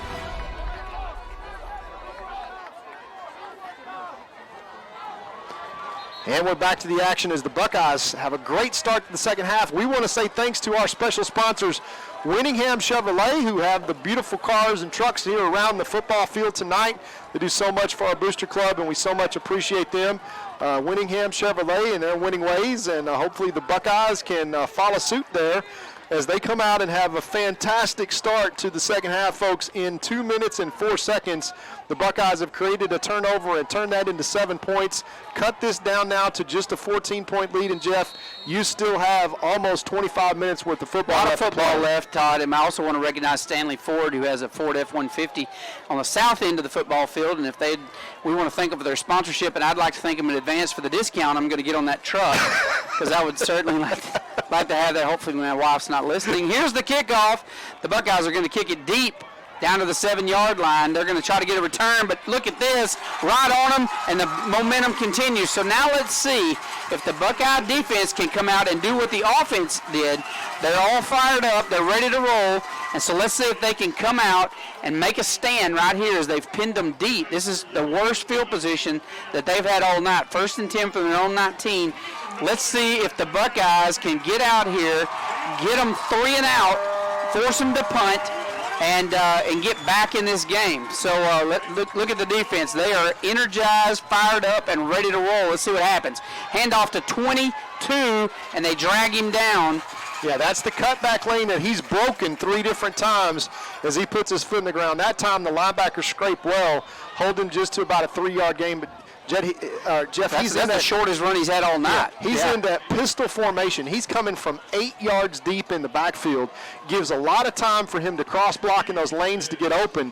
And right now, 2nd down and 7, and the Buckeyes in a good position here to get a 3 and out. Let's see if that defensive line can get some penetration here. They're going to throw across the middle, incomplete. It's going to bring up 3rd and long, 3rd and 7.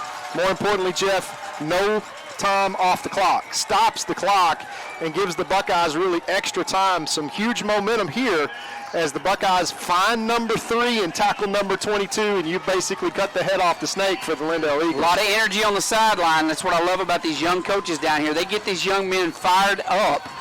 And these guys are ready headhunters. Watch for them to make contact. If they get a shot, they're going to rip some heads off right here. These guys are fired up. Watch that little inside crossing route.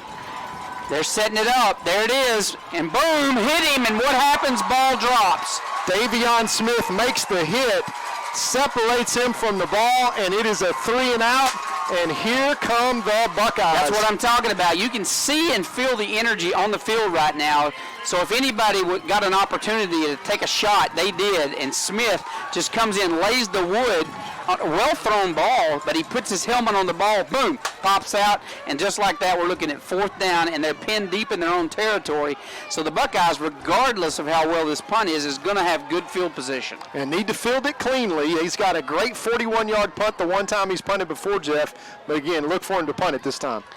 All right, he gets off a decent kick. They're yelling fire. It bounces out of bounds, and so just like that, we're going to start over with great field position. And look at the offense coming on the field. They're ready to go to war because we got 8:58 left to play, so that didn't take much time off the clock at all. Buckeyes down 2 scores, and the Buckeyes are sitting with great field position as they're sitting on the Lindale 44-yard line. So let's see what Tennyson and the offensive group can do here. Watch this quick strike, especially over on the left-hand side, and see if they can get that safety to move here, and that'll be just like Allen to go after it. All right, handoff, number 3, cuts to the left side, breaking tackles, big gain there, 8-yard run, 2nd and 2.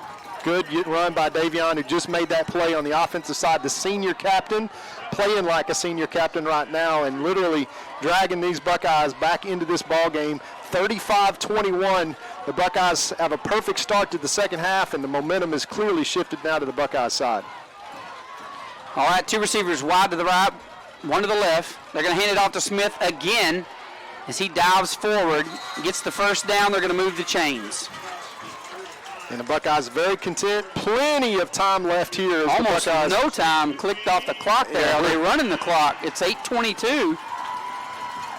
The 1st down, Buckeyes now inside the 35-yard line. Offensive line doing a good job up front, opening holes. Here's the snap. Drops back. Plenty of time. Launches one down the sideline. Touchdown, Buckeyes. No flag. I was worried. I thought we had a push off there. I thought he pushed off of him. Yeah, Mason. And look at the momentum, Todd, with what? how many minutes here? We've played 3 minutes and 56 seconds, and the Buckeyes have put 14 points on the board with the extra point left to come. And that is, that's Dylan Flewellen there that just went and got that touchdown. And, I mean, the Buckeyes are just absolutely on fire.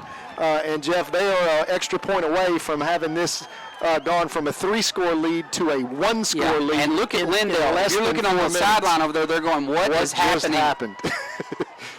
Yeah, this ball game is not over on either side by a long shot, I assure you. And that kick is up and through the uprights. Buckeyes got momentum, and so do our sponsors. We'll be right back. Crowley Funeral Home has been serving families in Gilmer since 1883. Funeral director and Gilmer High School graduate Troy Murray leads the professional staff at Crowley Funeral Home and is committed to providing dignified, respectful, and compassionate assistance to every family in their time of need. Crowley Funeral Home feels strongly about maintaining high standards of excellent service while still keeping prices affordable. At Crowley Funeral Home, we treat your family as our own. Gilmer National Bank is your hometown community bank, serving people in East Texas for over a century. We are your neighbors, friends, and partners in making this a great place to live. Our employees make us a special place to do business. We are there for you when you need us. Come by and see us and find out what makes people say, "That's my bank." Gilmer National Bank, an equal opportunity lender and member FDIC.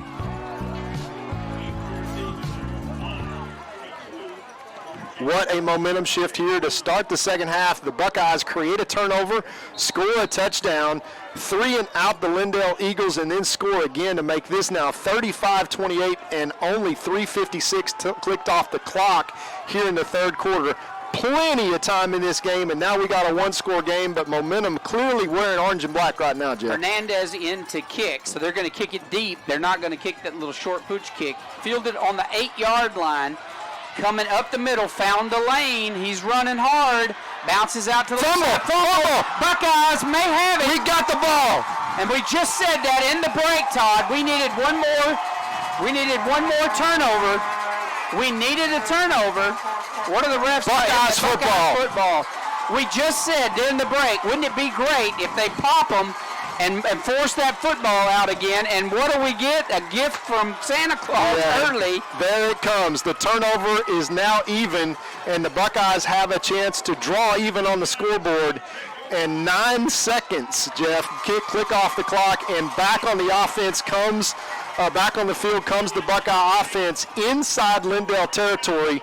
It's just a question right now of how far can the Buckeyes ride this momentum, but they've sure ridden it back into this ball game. They have momentum completely on the Buckeye side of the ball. Lindale not sure what the heck is going on over here. So let's see what they do. They've got Smith in the backfield, 2 receivers left and 1 right. They're going to keep it on the ground. The keeper up the sideline, scampers for 5. Gets out of bounds, takes the easy 5 yards, safest play you got in the playbook to the short side of the field, and still managed to pick up 5 on first down. I'll tell you what, I'd be doing a lot more of that right now. I wouldn't even make him draw. I'd say Wildcat. Here we go. Do it till they stop you. Well, but you know that Brandon Tennyson can also plant that foot and throw it down the field, as you've got so many weapons out here, especially Dylan Flewellen that just caught the last touchdown. Right now, Jeff, the Buckeyes are marching. 2 receivers, wide to the left, 1 to the right, 1 back in the backfield. It is Smith. Fakes the handoff to Smith. Drops one on the wide out is 17, Rowan Flewellen down to the 30. First down, Buckeyes. Yeah, it's just put on an absolute dime from Brandon Tennyson there. Moves the clock, or moves the chains once again, 1st and 10. 7:37 left in the third quarter, Jeff, and this is already a brand new ball game, but the Buckeyes still got to execute and manage to convert here. 1st and 10 from the Lindale 30. Here's the snap, handoff to Smith, cuts up the middle, looking for big yards, gets about 7.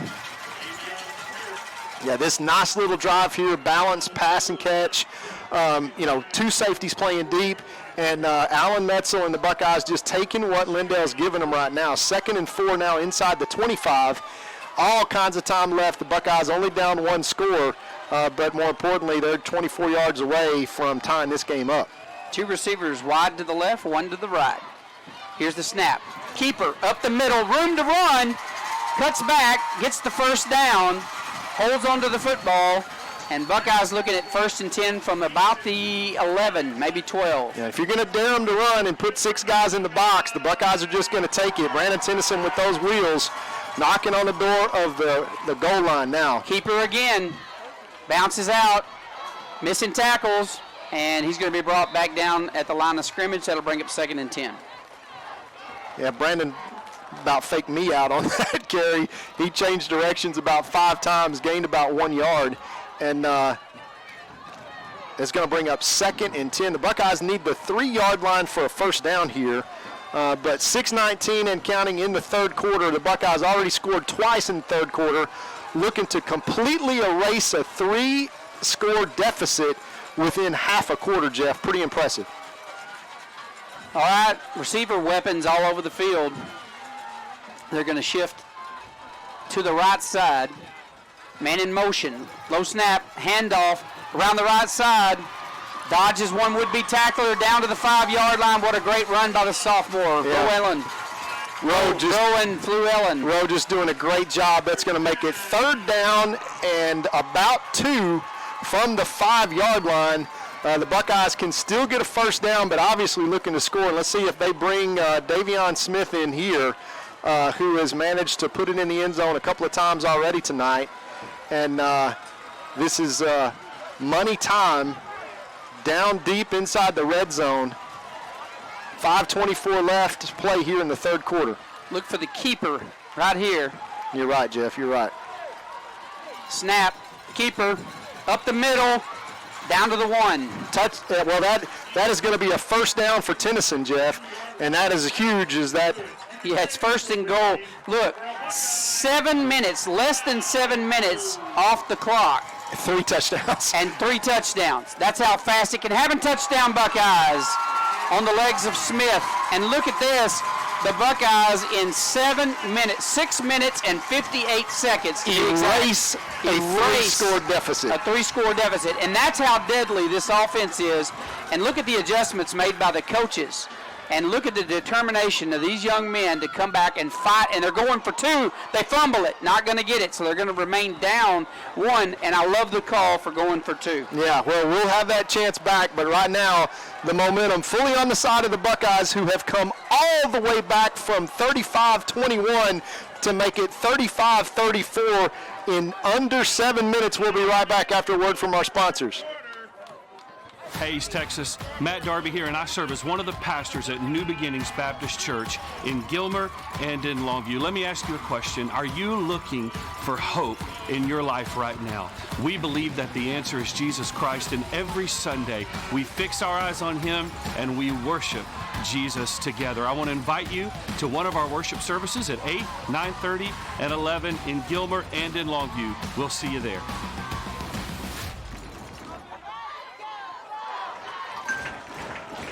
All right, we're back to the action here. Buckeyes have fought their way back in. Unfortunately, unsuccessful in a 2-point conversion, so the score is 35-34.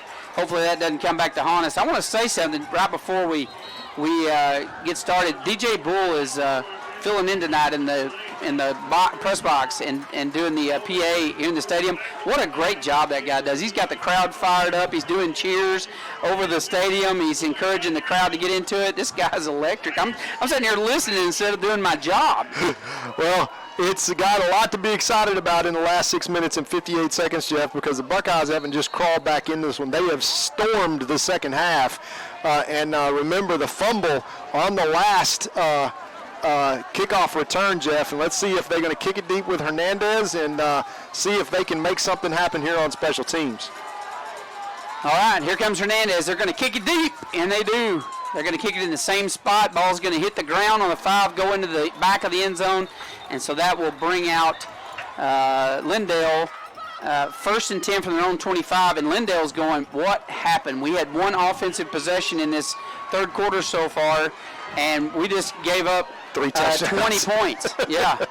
And you're right, Jeff. 1st and 10 from the 25, and momentum being able to carry over here. If the Buckeyes can get a stop and take the lead, you don't know what's going to happen, because the Buckeyes have momentum and have come storming back. And now it's going to be up to Lindale to try to mount a drive. And for the Buckeyes, they figured it out. It's number 22 and it's number 3 for Lindale, and you got to stop those two guys. All right, fakes the snap, rolls out to the right side, heavy pressure, running for his life, has to throw it away. Does he reel that in? No, he's out. But what a great effort. Do you see him trying to fight to keep his toes in? That number 3 special. Yeah, I'll tell you what, he is really blown me away tonight for the Lindale Eagles. He is a really good receiver. Yeah, well, Jeff, the unfortunate part for Lindale is that it stops the clock and brings up 2nd and 10 with an incomplete pass. That's how the Buckeyes get other teams to play Buckeye football. Is because you don't use much clock and you're used to doing things one way, and now the Buckeyes force you to do another. Let's see if they go back to their bread and butter number 22 right here. Hand off to number 22. Nope. Yep. And look at this, out in the open, and he gets brought down, holds on to the football, but he does pick up a big gain and a first down as he makes his way out almost to midfield. Ball's going to be spotted on the 47. That's a 1st and 10. Now on the 47 with 4:44 left to play in the third.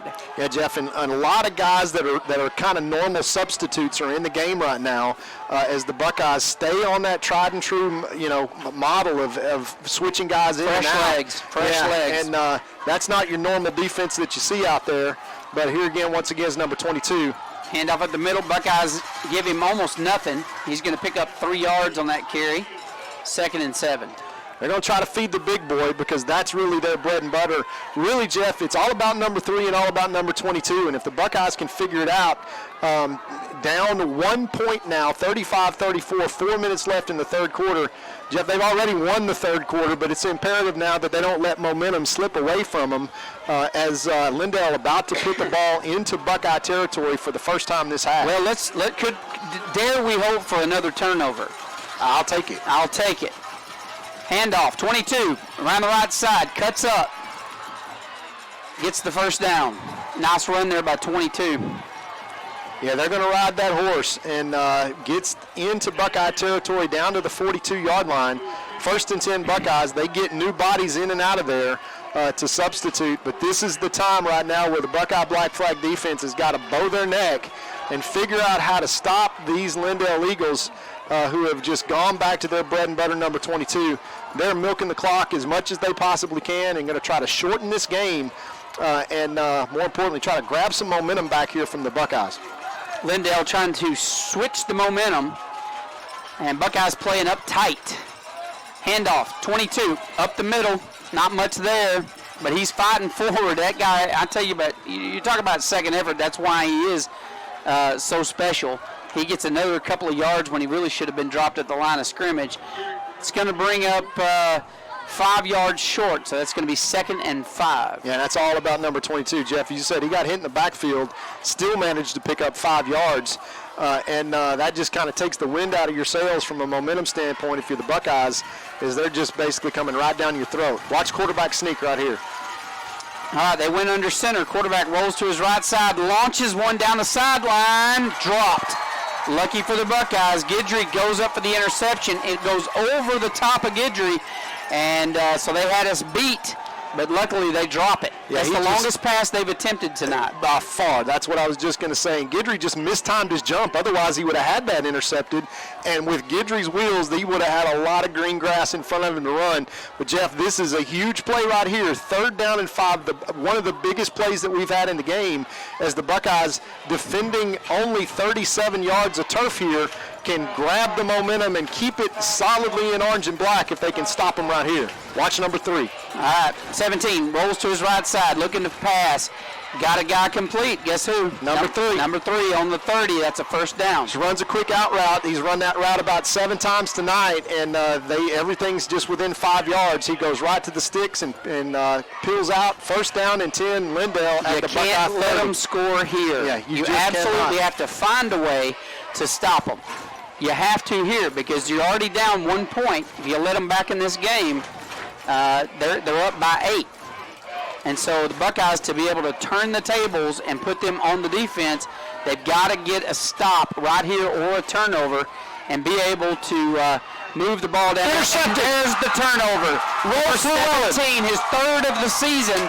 Right when we needed it, what does he do? He steps up and does it again. That is 3 clutch interceptions by a 15-year-old sophomore in when it matters. I'm telling you, that he kid played that perfectly. When you watch the replay, right so you're going to be watching this tomorrow at 10 o'clock.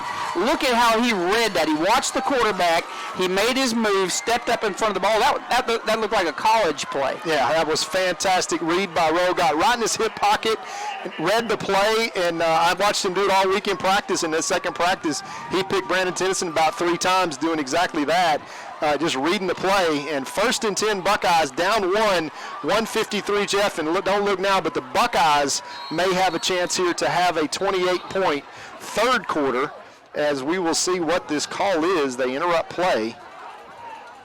Yeah, I'm not sure. They had delay of game against Gilmer. That didn't feel like delay of game. No, and that's with home cooking. That doesn't with feel home right. cooking from the Buckeye clock, that doesn't even make sense. Is the turnover? Of course, there must have been a lot of celebration. They must have spotted the ball very quickly, but a mistake by the Buckeyes puts them in a little bit of a hole deep in their own territory. I'm not sure 15. that mistake wasn't on the Buckeyes. Yeah, that didn't feel like that took too long to set up. Okay, keeper up the middle, not a lot there. Tennyson fighting for yards. Gets maybe 3 back. And that's going to bring up 2nd and 13, 2nd and 12. And not a bad play, but again, the Buckeyes needing to execute on offense. 1:32 left to play here in the third quarter. The Buckeyes perfectly capable now of scoring again and making this a 4-score third quarter and taking the lead for the first time since they opened this game early in the first quarter, 8-0. That big defensive line there for Lindale. They are some big boys. They have just been selfish tonight. Guidry bouncing out. Room to run down the sideline. Runs out of bounds after the big first down at the 30 to 41. Yeah, Cody Guidry just doing a number on that cutback. He got lost there as everybody was concentrating on Brandon Tennyson, thought he had the ball, and out of the pack and breaking it outside comes Cody Guidry for a big first down at the Buckeye 41. Out of bounds, 1 minute and 9 seconds left. And Jeff, hey, it's been a long time since the Buckeyes have had a 4-score quarter, and a very long time since they did it when they started without the ball. All right, here's the snap. Tennyson drops back, launches one downfield, and he's tripped up and no flags. They say he fell on his own. That was intended for Mason Hurt. So that's going to bring up 2nd and 10 from the 41. Stops the clock as the Buckeyes have no problem trying to throw deep against single coverage. Look at the cushion that they're giving Dylan Flewellen out here. It is a 6-yard cushion. They're content to stay man-to-man out there with Mason. Look for him to take another shot. All right, here's the snap. They're going to keep her up the middle. Tennyson got a flag. That's going to be a hold against the Buckeyes, and that's going to turn 2nd and 10. I think that was a hold on 4.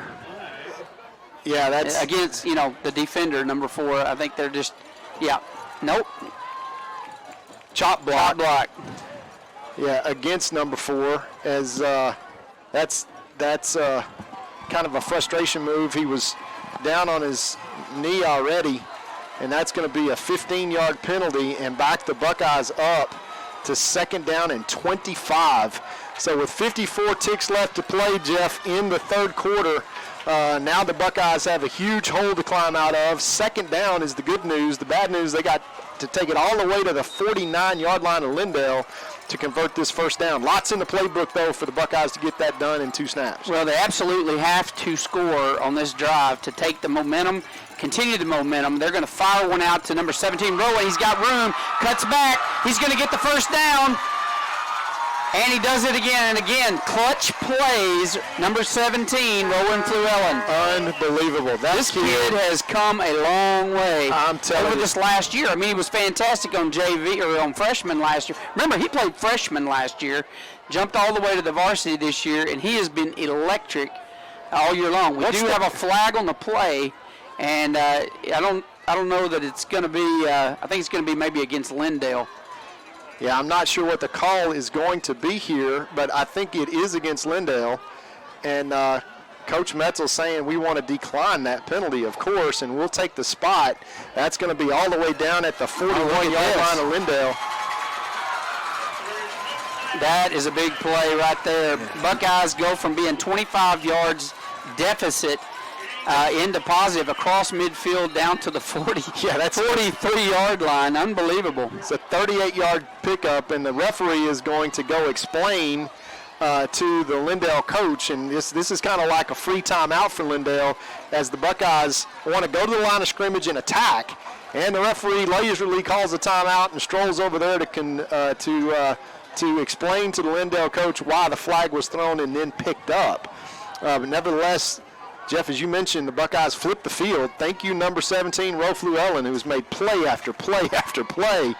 And 1st and 10 now from the Lindale 42-yard line.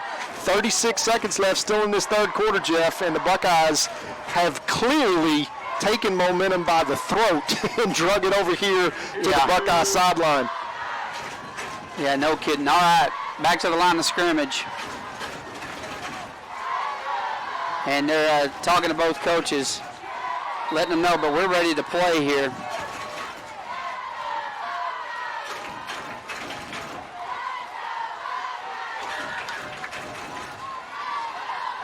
All right, here's the snap. Tennyson drops back, man open, goes up and gets it. What a catch. What a catch by Dylan Fluellen. My gracious. Did you see the height of Dylan Fluellen? He's thinking to himself, I can't let a little brother outshine me here. Well, the second half of this third quarter has been brought to you by Mr. and Mrs. Fluellen. Yeah. Thank you, Daniel and Sherry. For contributing and deepening the gene pool substantially.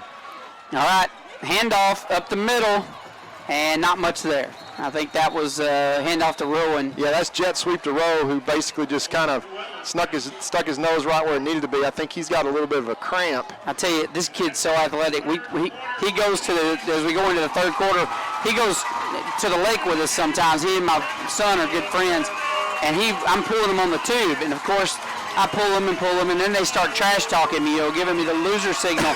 So I pull them through, I stir it up good and then pull them as fast as I can through there. I don't do that during football season, by the way. And they hit a wake, and I kid you not, the tube is 5 feet off the water. Braden's holding on for his life. Rowan flies off the tube, another 6 feet in the air, I kid you not, does a complete somersault, comes down, lands back on the tube. Then it freaked him out that he actually did a whole flip and landed back on the tube beside Braden. He lets go and falls in the water. He could have just done we could have won $1 million if we'd have had that on film. It was unbelievable. But it just goes to show the athleticism this kid has. It's amazing. Yeah, and he has done a fantastic job here all season long. And, I mean, it has been interception. And to your point, at critical times, he has made just big plays when it's counted the most. And, Jeff, right now, that effort and also, so just an announcement that nobody will be back on the field after this ball game. I think that has to do, Jeff, with some stuff that's happening down on Bradford Street for whatever reason. But right now, the Buckeyes have got it 2nd and 9 from the Lindale Eagle 11-yard line, looking to take the lead as this fourth quarter starts. All right, here comes the snap. It's a keeper around the right side, short side of the field. Not a lot there, but he manages to get a couple of yards there. That's going to bring up maybe 1 yard, actually. 3rd and 7. 3rd and 7, and watch for Dylan Fluellen out here on the corner, Jeff. You remember the first touchdown the Buckeyes scored that gets into the corner. He's got single coverage, and you bet on number 14 almost every time, especially when you got Brandon Tennyson being able to put that touch on the ball. Let's see what happens here. Big play. All right, let's see what they decide. Heavy pressure. They go to the end zone. Dylan Fluellen, touchdown. Like I said. Now, Todd, I'm going to tell you, that was Dylan Fluellen's touchdown. The last touchdown was Mason Hurt. You gave it to Fluellen, and one of our listeners just called in and said, tell Todd that was Mason. Well, we don't want his parents all over. Yeah, well, Todd is old and can't tell the difference between 14 and 12. And, folks, when you can't tell the difference between 14 and 12, that's a good thing. They're gonna go for 2 here? Nope, because they're expecting it.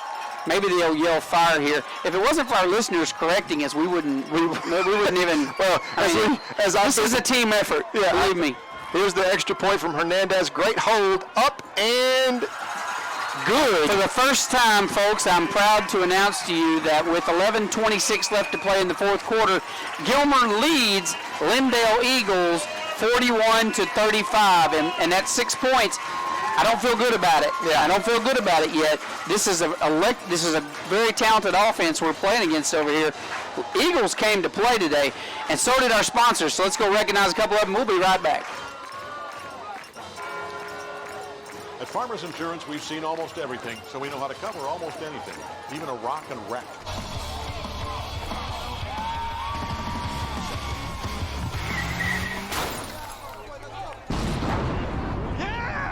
He rocked and rolled right into it, but we covered it. At Farmers, we know a thing or two because we've seen a thing or two. We are farmers. Bum, bum, bum, bum, bum, bum. To the concession stand. Correction, my fault. William Hemingway, please report to the concession stand. And back to the action here as the Buckeyes here in this second half have just been electrifying, and they have taken all of the energy out of the Lindale sideline that took a 3-score lead in at halftime. Jeff, that was erased in less than 5 minutes as the Buckeyes got to within 1, and then to start the fourth quarter, stop the Lindale Eagles, get the ball back, and go score again. So right now, if I'm counting correctly, it's 28 unanswered points by the Buckeyes to bring the score to 41-35 Buckeyes lead.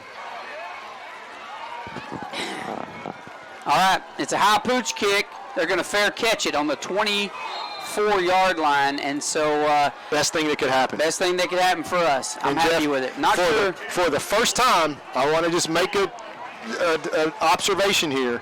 Bryce Jimerson has been playing some offense, which is unusual to see. For the first time, Big Matt Burton, number 44, and Bryce Jimerson, number 27, are in the game at the same time with big number 7, Tristan McKeon, and they got the big boys on the field right now to stop number 22. Handoff up the middle, 22, and he's dragged down. Who grabbed him right there? That was number 5, Jed Jones, making the tackle there. Does a good job grabbing him, but he gets a 4-yard gain on the play. That guy's good for 4 yards nearly every time he touches the ball. Yeah, 2nd and 6. He has been a handful tonight. He's downhill, and they run him from that pistol formation. He's coming at 225 pounds downhill, and he is a big-time back. But right now, the Buckeyes have the big-time D-line in to try to stop him. All right, handoff up the middle, and he just fights his way forward for the big first down, 7-yard gain.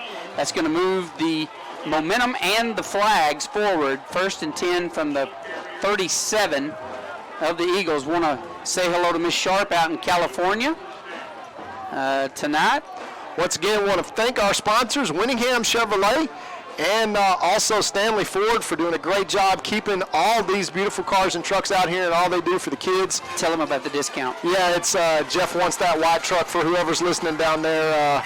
That's the discount he's talking about. The senior discount. They're going to throw it to number 3, and he drops it. Incomplete pass. And this guy never drops it. So he took a big hit there, and that's number 4. That is for the Buckeyes playing defense now. Of course, that's Todd needs to grab his glasses.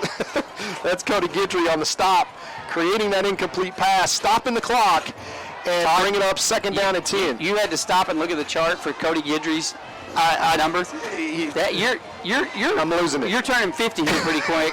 You need to take some ginkgo or something. Huge down here, 2nd and 10, and see if the Buckeyes can get a negative play here. Let's see what the Eagles do here. They're going to hand it off. Number 22, they're going to blow it dead. And they're going backwards 5 yards. Procedure, 5-yard penalty against the Eagles.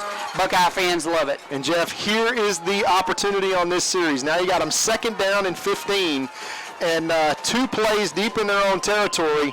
If the Buckeyes can create just an opportunity to get the ball back here, leading 41-35, and themselves create a 2-score lead.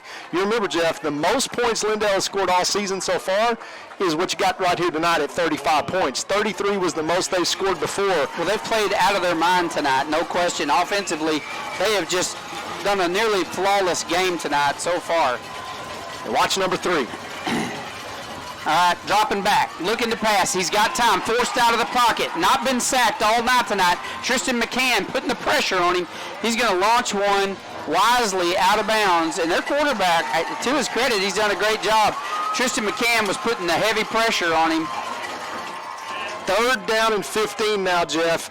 And so whatever's in the playbook for Lindale is going to come out here. Now they're trailing by 6 points deep in their own territory, 3rd and 15. And a big turnover here, Jeff, and the ability to get off the field is going to be huge. I tell you, we're talking about Tristan McCann down here. I watched that kid grow up. I remember when he was born. I watched him grow up. Sweetest kid you ever saw in your life. I never saw him having a tendency for violence, but boy, he has it when he puts on that helmet. What a great job he's done this year defensively. Quarterback dropping back, looking to pass, fires a bullet across the middle, incomplete. They'll be forced to punt. Davion Smith had a beat on that route, and had he not thrown it over his head, Jeff, Davion Smith would have picked that one off. Now Cody Guidry's going to be back to receive this punt, and momentum in this second half as absolutely wearing a G on the side of its helmet as the Buckeyes storm back and take the lead from 3 scores down, and 28 unanswered points by the Buckeyes with another opportunity here, Jeff. Watch this little funky fake setup again. They're not going to go where they are. They'd be crazy to do that at 4th and 15 with the ball on the 32-yard line. They are going to punt it, and they do. Now get away from it. Get away from it. Yell poison. And that ball is going to put the Buckeyes in good field position. 1st and 10 on the 30-yard line. Here comes Buckeye offense. And, Jeff, with an opportunity to absolutely put a stake into the heart of the Lindale Eagles right here with 9:32 left in the 4th quarter and an opportunity to stretch this to a 4-score lead. This offense has been on fire absolutely for the second half, Jeff. Scoring. And this is where you need Tennyson to step up and show leadership right here on his legs. This series need to move down the field. We got 70 yards to pay dirt to get comfortable in this game, especially being in the 4th quarter. Flag on the play. Handoff, Smith down the left sideline. He's headed for the house. Got one man to beat, can't do it. But more than likely, this long run's going to have to come back because we got a flag on the play. Yeah, probably going to be a hold against Buckeyes. Well, we're saying decline the penalty. Offsides. Oh, you got to be kidding. That is beautiful. What a great run there by Smith. I was worried. That was one of the longest runs of the night. And I was worried that was going to get called back. And, man, the sun is shining bright on Buckeyes right now, and they have flipped the field from the 30 almost down to the 30, or the 32, actually, of Lindale. Yeah, that's about a 37-yard run by Davion Smith. And, once again, it does not take the Buckeyes long. 1st and 10 from the Lindale 32. All right, Guidry's in the backfield. Griffin goes in motion to the right side, sets up camp on the right side. Here's the snap. Handoff, fakes the handoff, coming across the middle, interference. There's the flag. That would have been a touchdown had he not interfered with Griffin for sure. That is the pass that Jaden Griffith caught for a touchdown against Atlanta. And I mean, just a frozen rope from Brandon Tennyson that hit him in the helmet because he got knocked down. Yeah. And there's just no doubt about that's got to be interference because he made contact well before the ball got there. Well, and that was a smart heads-up play for the defender. Knew he was beat. Yeah, he really did the right thing, to be honest with you. That's the play. Yeah, pass interference is going to be a 1st down, but that was absolutely a frozen rope that Brandon. I mean, I'm sure that Jaden's ears are still ringing because he hit him in the ear hole as he was being tackled before the ball arrived. Now 1st and 10 Buckeyes from the 22-yard line. Watch Mason Hurt, top of your screen. Here's the snap. Quarterback keeper bounces to the right side. Room to run. Good open field tackle, but not after he gets 7 yards. I'll take it all day. Yeah, that's just taking what the defense gives you and using the wheels of Brandon Tennyson, and he's fast enough to just run away from number 4, who is chasing him down from behind. You're just not going to catch number 11. Well, he's a 4.5, 40, something like that. Tennyson's got the speed. He's got the wheels. And nice 6-yard pickup on 1st down. 2nd down and 4 now from the 16. Well inside the red brothers zone. To the left. Mason Hurt to the right. Checking off. Going for the end zone. They got him. Touchdown. Buckeyes. Dylan Fluellen putting on a deadly in the corner. I'm telling you, that's the 3rd touchdown in that same quarter. Tonight. It is just an absolute clinic that Dylan Fluellen is putting on here in the second half. You put 2 Fluellens on one side of the ball, Jeff. I think there's going to be a UIL rule against that at some point in the future. 2 Fluellens on the same side of an offensive formation has got to be illegal. They got to go for 2 here. Do it. Go for it. What do you got to lose at this point? There it is. Go for it. Get in the end zone, Guidry. He does it. They're back. They got the 2 points back with 8:52 left to play. Ladies and gentlemen, Buckeyes battling back, 49-35. We'll be right back after these exciting messages. When tragedy strikes, you don't want to be in a position where you're second-guessing your lawyer's ability or the resolve to get you fairly compensated. When you hire Goddard & Young, you know you're hiring a law firm that has nationally ranked settlements and verdicts. We have over 2 decades of experience holding 18-wheeler companies accountable for their negligent action. Don't make the mistake of hiring anybody else. Hire the best. Hire Goddard & Young.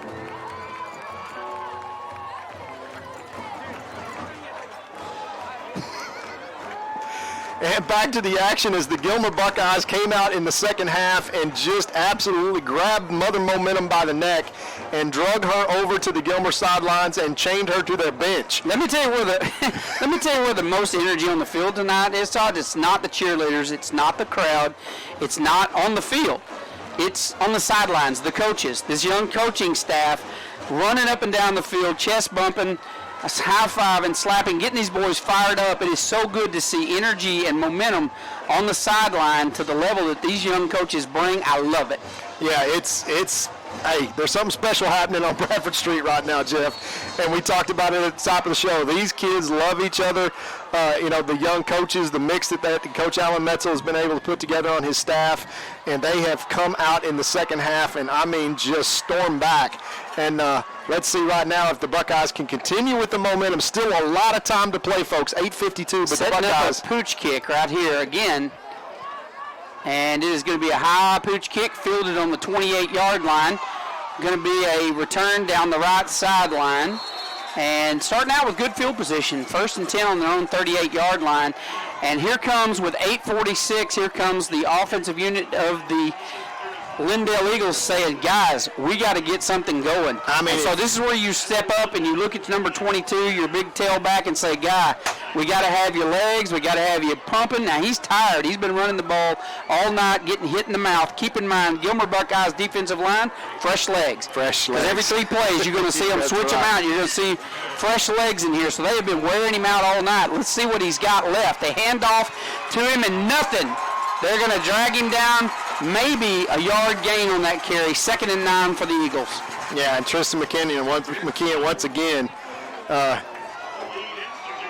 making that play. He was such a sweet little boy. What happened? Well, I like his attitude when he puts on that helmet, that's for sure. 2nd down and 9 now. 8:22 remaining here to play, and now the mountain to climb is on the Lindale side. They got to score twice to just get back in this thing, Jeff. They have not scored in the second half, and momentum has been fully on the side of the Buckeyes. 2nd down and 9 now. Let's see if they decide to go there. Watch trip receivers up top. They're going to dump it out to 22. First time tonight.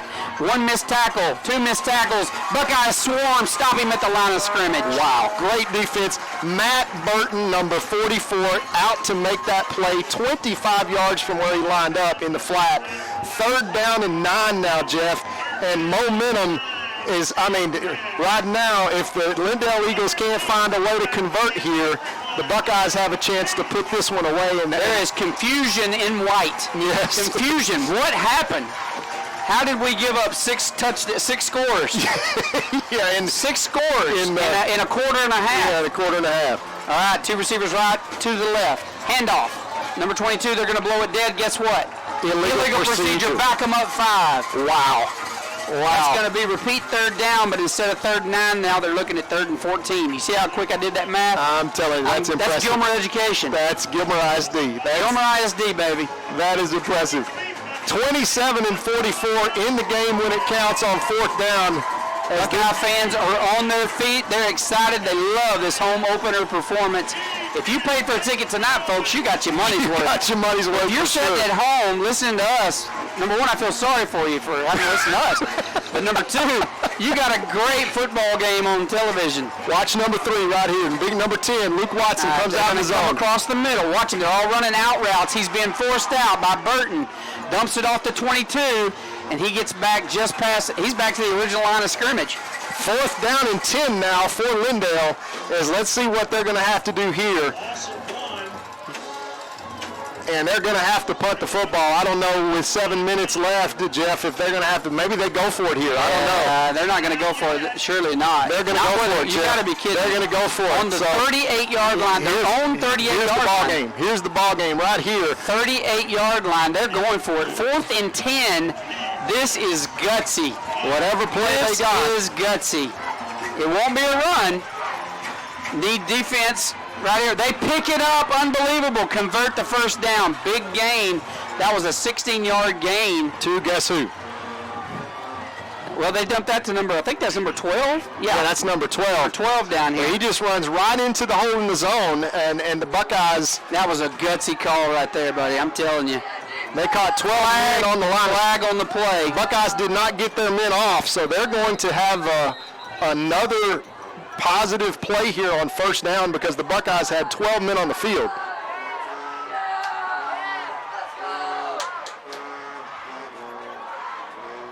$12 men on the field against the Buckeyes as they have not been able to get their guys off. 6:42, and what a pickup on 4th down and 10 for the Lindale Eagles. As they're going to step this off, and it'll be 1st and 5 now from the Buckeye 39-yard line. And Jeff, how huge is that 2-point conversion now with a 49-35 lead? 1st and 5 now inside the Buckeye 40. Trips receivers to the right, one to the left. Heavy pressure. They nail the quarterback. He throws one up, pushes off, almost intercepted.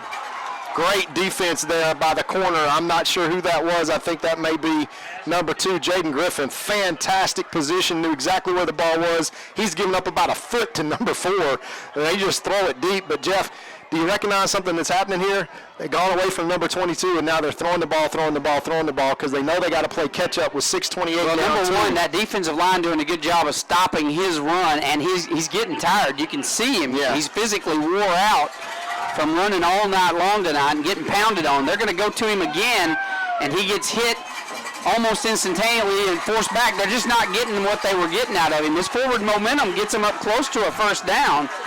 And so it was a great run. They're 3rd and 3.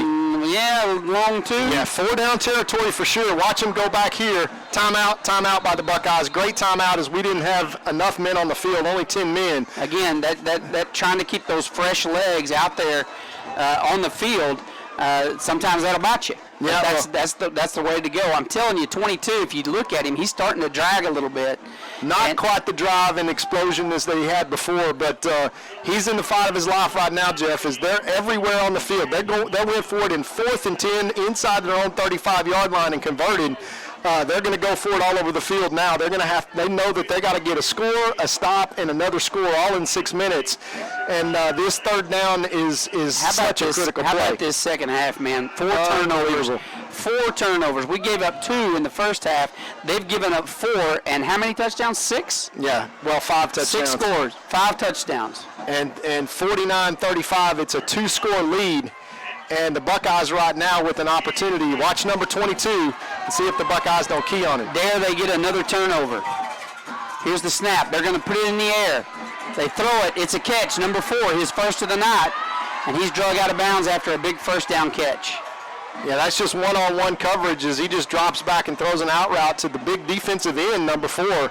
And they move the chains now inside the red zone for the Buckeyes. 5:59 to play. As the Buckeyes, no matter what they do right now, they want this clock to run. All right, they're getting set quick. 2 receivers right, 1 left, 1 back in the backfield. They're going to fake the handoff, rolls out, got a man open.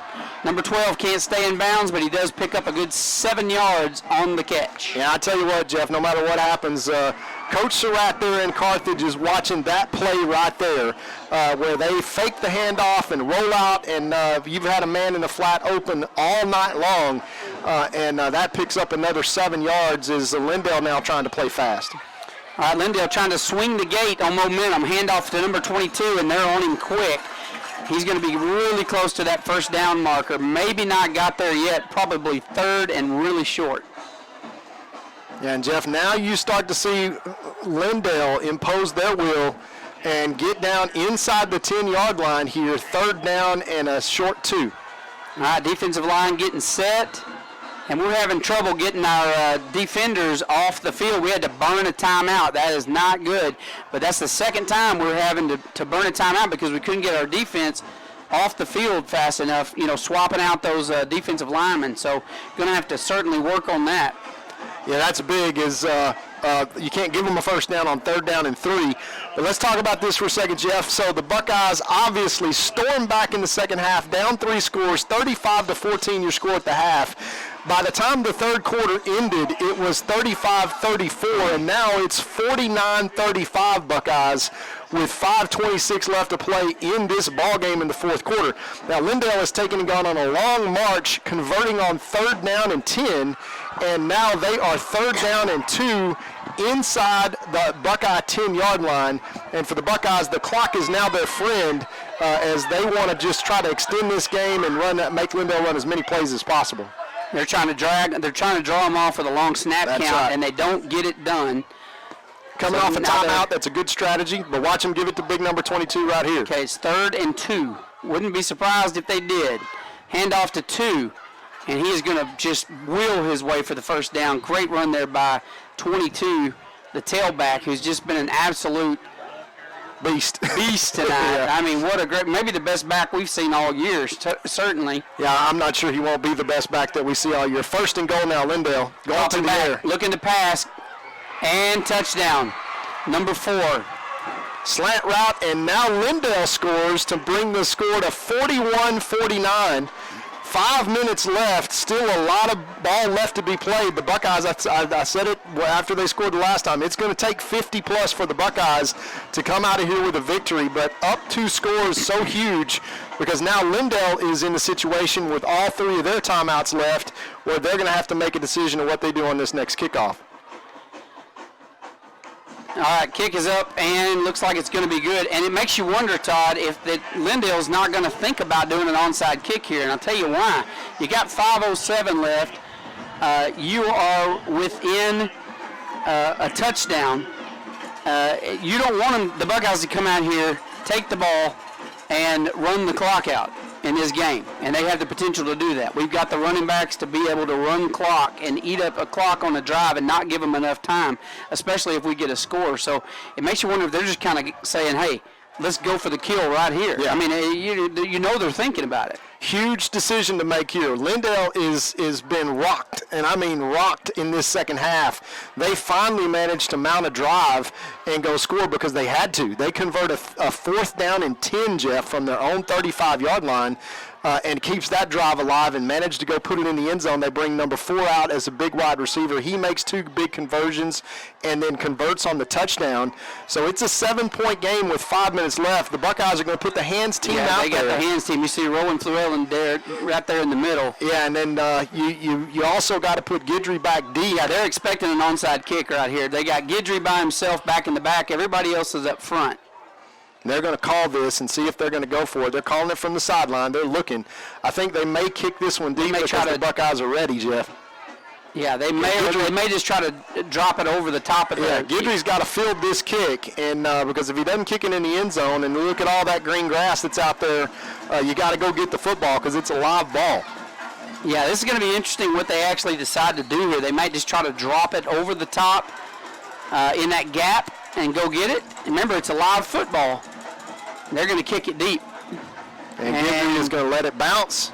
Go through the back of the end zone, and they're going to come out 1st and 10 on the 25, and that made me nervous. That's a good thing for the Buckeyes, Jeff, because the ball is back in the hands of the Buckeye offense, who has been absolutely on fire. And what you can't do right here, Jeff, is get complacent. The Buckeyes are going to have to go score right here to put a nail in the coffin. Alan Metzel is not one to be timid. He is an aggressive offensive coach. And let's see if they keep their foot on the momentum right here and watch the Flewellens. They're both on the field at the same time. 75 yards for a package of nails to put in the coffin. They hand it off to Choice. He gets nothing. They're going to stop him at the line of scrimmage. But the good news is that is going to take time off the clock.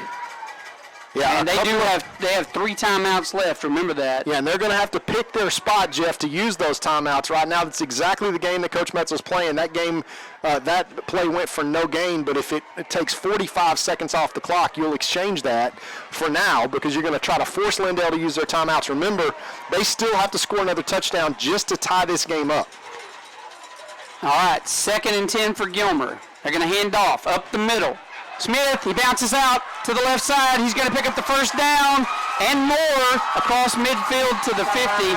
Runs out of bounds on the 47-yard line, and that is huge. It moves the chains, resets the downs. We're back to 1st and 10. More importantly, 4:14 left on the clock, and what a great call. Yeah, the senior captain playing like a senior captain. Keeping his feet, clean blocks. First down into now Lindale territory, and you will take this long drive on the ground to go score one more time if you can get it for the Buckeyes. Okay, Buckeyes needing to eat clock. Eat clock. They're going to keep it on the ground on the legs of their quarterback, and he is going to just dive forward for a gain of 7-8 yards. And that's going to bring up 2nd and 2, and isn't that what you want? Yeah, right BT there? is so that's slippery. Perfect. 2nd and 2. 7 yards, 2nd and 2. Now Lindale takes their first time out, Jeff, and this is critical because now they've only got 2 left, and now 2nd down and 4. You don't even mind if you can keep it on the ground here and take 2 downs to create the first down.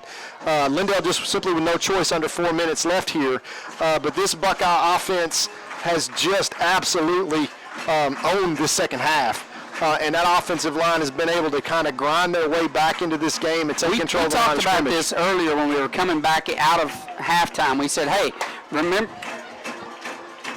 do you remember the 2014 state championship game? Right? We go down and we're like, oh man, this is not good. And then they come back just blaring back in the second half of play, come back to win the state championship. Unbelievable comeback for the Buckeyes, and that's what we've seen here tonight. But do not count the Eagles out. This is a very good ball club in front of us. 3:47 in front of us. It is a one-score game, and until the Buckeyes run a lot more clock or put one on the scoreboard here, this game is not going to be over as the referee comes over to talk to Coach Metzel now once again. Yeah, and look at this defensive line down here. There's about 1,800 pounds, literally, of white helmet coming at Tennyson. It is 2nd and 3. 2nd and 3. Ball is spotted on the 40-yard line of Lindale. With 3:47 left to play, Gilmer up by 1 score. Yeah, need to eat the clock and need to get this second score to put the nail in the coffin because I'm not going to be comfortable until that happens. Yeah, Jeff, and I'm not sure at all what the referees are doing here, running back and forth and explaining things. I don't know what there was to explain on that. Yeah, it'll be interesting during the coaches show to ask Coach Metzel. Yeah, what was happening during this discussion. This is one of those nail-biting games. This is how you lose. This is why I'm gray. I'm confused. My 5 children and Gilmer Buckeyes are the reason I've turned gray. At least on the sides. Yeah, obviously, official timeout. We understand that, Mr. Official. You've been running back and forth to different sidelines talking to coaches the whole time, and we still don't know why. Are they talking about putting time back on the clock? Yeah, He's saying I'm putting not sure. 3:55 back on the clock. So we've taken 5 minutes now to basically tell them to put 3:55 back on the clock. Okay, so they want 8 seconds, I guess, back put on the clock. If that's what they wanted. That's 4:55. No, it's 3:55. As Coach Metzel, the math teacher, is now saying, yes, thank you very much. There you go. Now we got that sorted. Yeah, I was fixing to drop my headset and run to the other end of the building. I was going to change that one myself. All right, 2 receivers up top. Got a shift. Flag. Receiver move. Number 17, Rowan Plewellen. After he was set, he moved. That's going to be 5 yards. Back him up. So that's interesting because instead of 2nd and 3, now we're looking at 2nd and 8.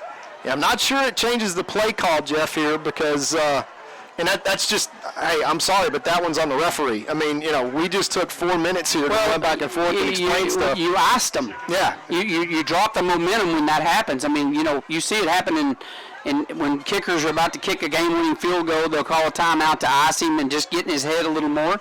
Anytime you stop momentum for that long, it's hard. You break concentration, you break momentum. Yeah, and here comes a Brandon Tennyson keeper right here. All right, we're looking at 2nd and 8. It's keeper around the left side, not a lot of room to run. He finds something and gets back, got a flag on the play. Oh, my goodness. And so that may be like a face mask, maybe. All the way from the back side. So I don't know. Holding against Gilmer. My gracious. Not again. This referee is about to make Coach Metzel. I mean, that's behind the play that he calls that. Yeah, I don't know what he saw from way back there. But Alan Metzel stepping out on the field to have some Christian fellowship with the line judge. That is going to back us up. Now that makes things very interesting. Now we're looking at 2nd and 19. Yeah, and I'm sorry, but you just hate to see it when all of a sudden in 3 minutes left, people start taking over the game. And well, this changes the play call a little bit. Now all of a sudden you're not looking at 3rd or 2nd and 3. Jeff, in the last 2nd and 19. In the last 6 minutes, because of the referees, we've won one play. I mean, the whole momentum completely shifts. Now they have to go to the air. They got to try to to keep the football and eat up clock. They got to go to the air. So look at the top of your screen. Rowan Flewellen's in the middle. See if they dump it over the middle. They pump fake, check off. They're going to fire one downfield to Flewellen. And it's going to fall incomplete. And he tried to force a round peg in a square hole there, throwing into double coverage, and that's 3rd and 19. And now they got to go to the air, and now in order to burn clock, you think Coach Metzel's going to say, hey, we're going to go for it on 4th down here with 3:41, still 2 timeouts remaining. But, Jeff, I mean, this one's completely on the dude in the white hat. I mean, it's completely stopped the game for 6 minutes, completely taken the momentum out of the equation, and now a flag comes down from the white hat in the back. It's all right. Pretty frustrating. 3 receivers to the right. They're going to do a draw. And can he get to a 1st down marker? He lowers his head, and he's close, but not quite. So this is 4 down territory. Now we're back to the original line of scrimmage. Yeah. So now we're looking where we were a while ago in the 2nd and 3. We're back there. Yeah, they took another timeout with 3:34 left. That's their 2nd timeout. And that would have been great to get a first right there, obviously. Don't think for 1 second right here, Jeff, that Coach Metzel's not going to go for it. And also, one thing. Now, you remember that play that we had, that we bring Jaden Griffin in motion, set him in the slot to the wide side of the field, fake the handoff, and then throw that dart to him. He got interfered with. He scored against it in Atlanta. I'm not sure that might not be the play that the Buckeyes go to right here, because 4th down and 5, you're gonna stop the clock regardless. The entire field is open for Coach Metzel, and they've got a play called for exactly this scenario. But this has obviously come down to the play of the game. 49-42, the Buckeyes still score ahead, but with now only 1 timeout remaining, the Buckeye offense is going to have to execute here and convert. Let's just hope the referees don't decide to play a role in this here and let the boys decide it on the field. But 4th and 5, we'll see what happens. Maybe 4th and a long 4. Cross your fingers, cross your toes. Once again, tap your head and pat your nose. We got to get a 4th down conversion here. We're looking at 4th and 4. 4 short yards can ensure a win here tonight for the Buckeyes. Who will they go to? They're coming hard. They're going to do a keeper. He's not going to get it. Yes, he is. That Moore may take it to the house. He will score. Touchdown, Brandon Tennyson. There shouldn't have been a touchdown. It shouldn't have been a 1st down. Tennyson somehow or another squeaks out a Buckeye score. BT just put it on his back and went and got it. And that's what leaders do. I mean, the star is born right there. Brandon Tennyson will not be denied. He ran through 2 arm tackles and just flat willed himself into the end zone. That is a big-time play from a big-time player.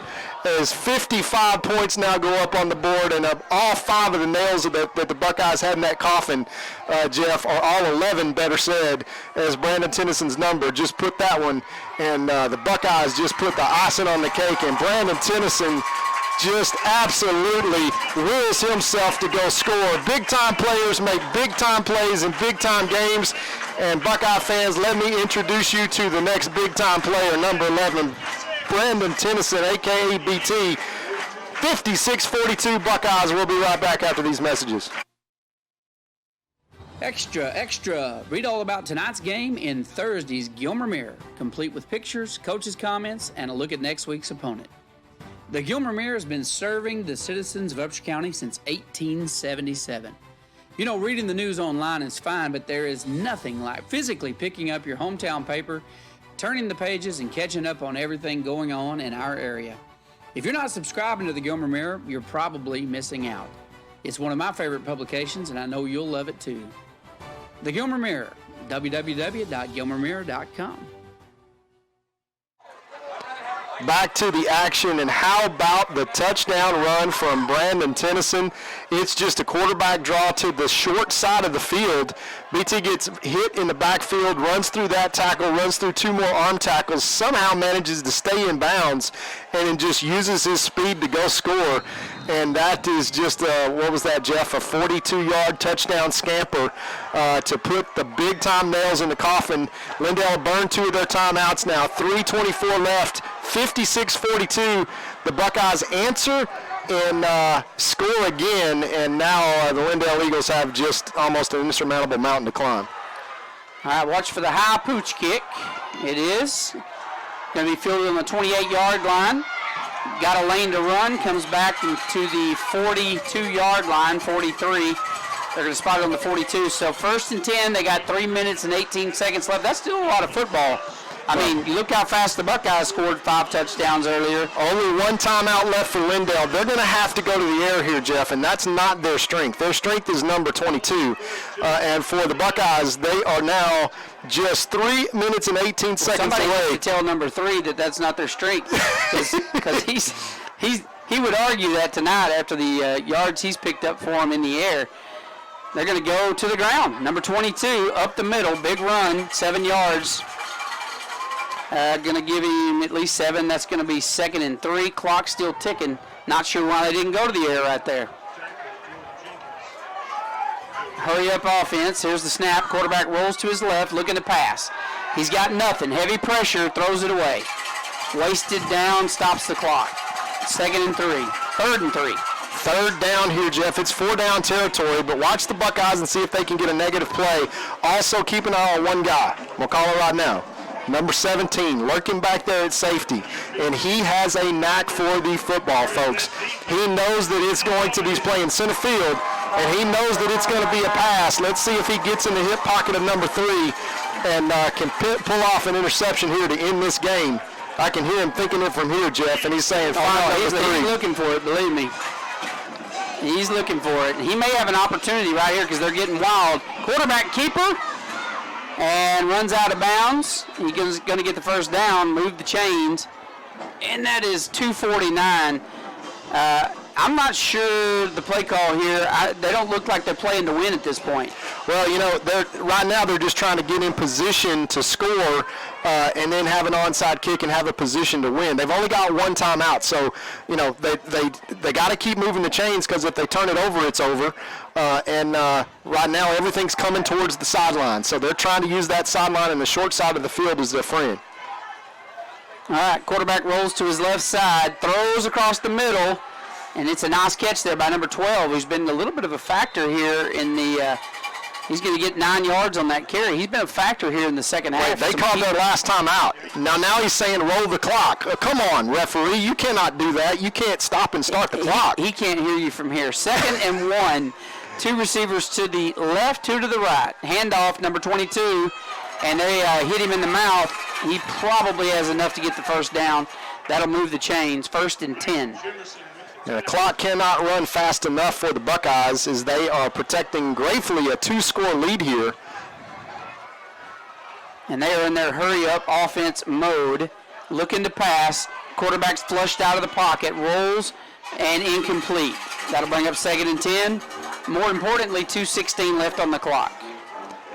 Yeah, good game plan there by the Lindale coach to try to drive this down the field. They're taking their time because when the clock is stopped, they're calling their plays. They're getting the play clock, using all of it, trying to hang on to as much gas as they've got left in the tank. Number 4, Jeff, is now their big play receiver. That's the guy that's gone to the wide side of the field. He converted the last touchdown and 2 important first downs to go along with number 3. Remember, that's the defensive end. That's the same guy that's out there at wide receiver now, and he's man-to-man with Marche Spraglin, and 2nd down and 10 now. Quarterback drops back in the pocket, got plenty of time.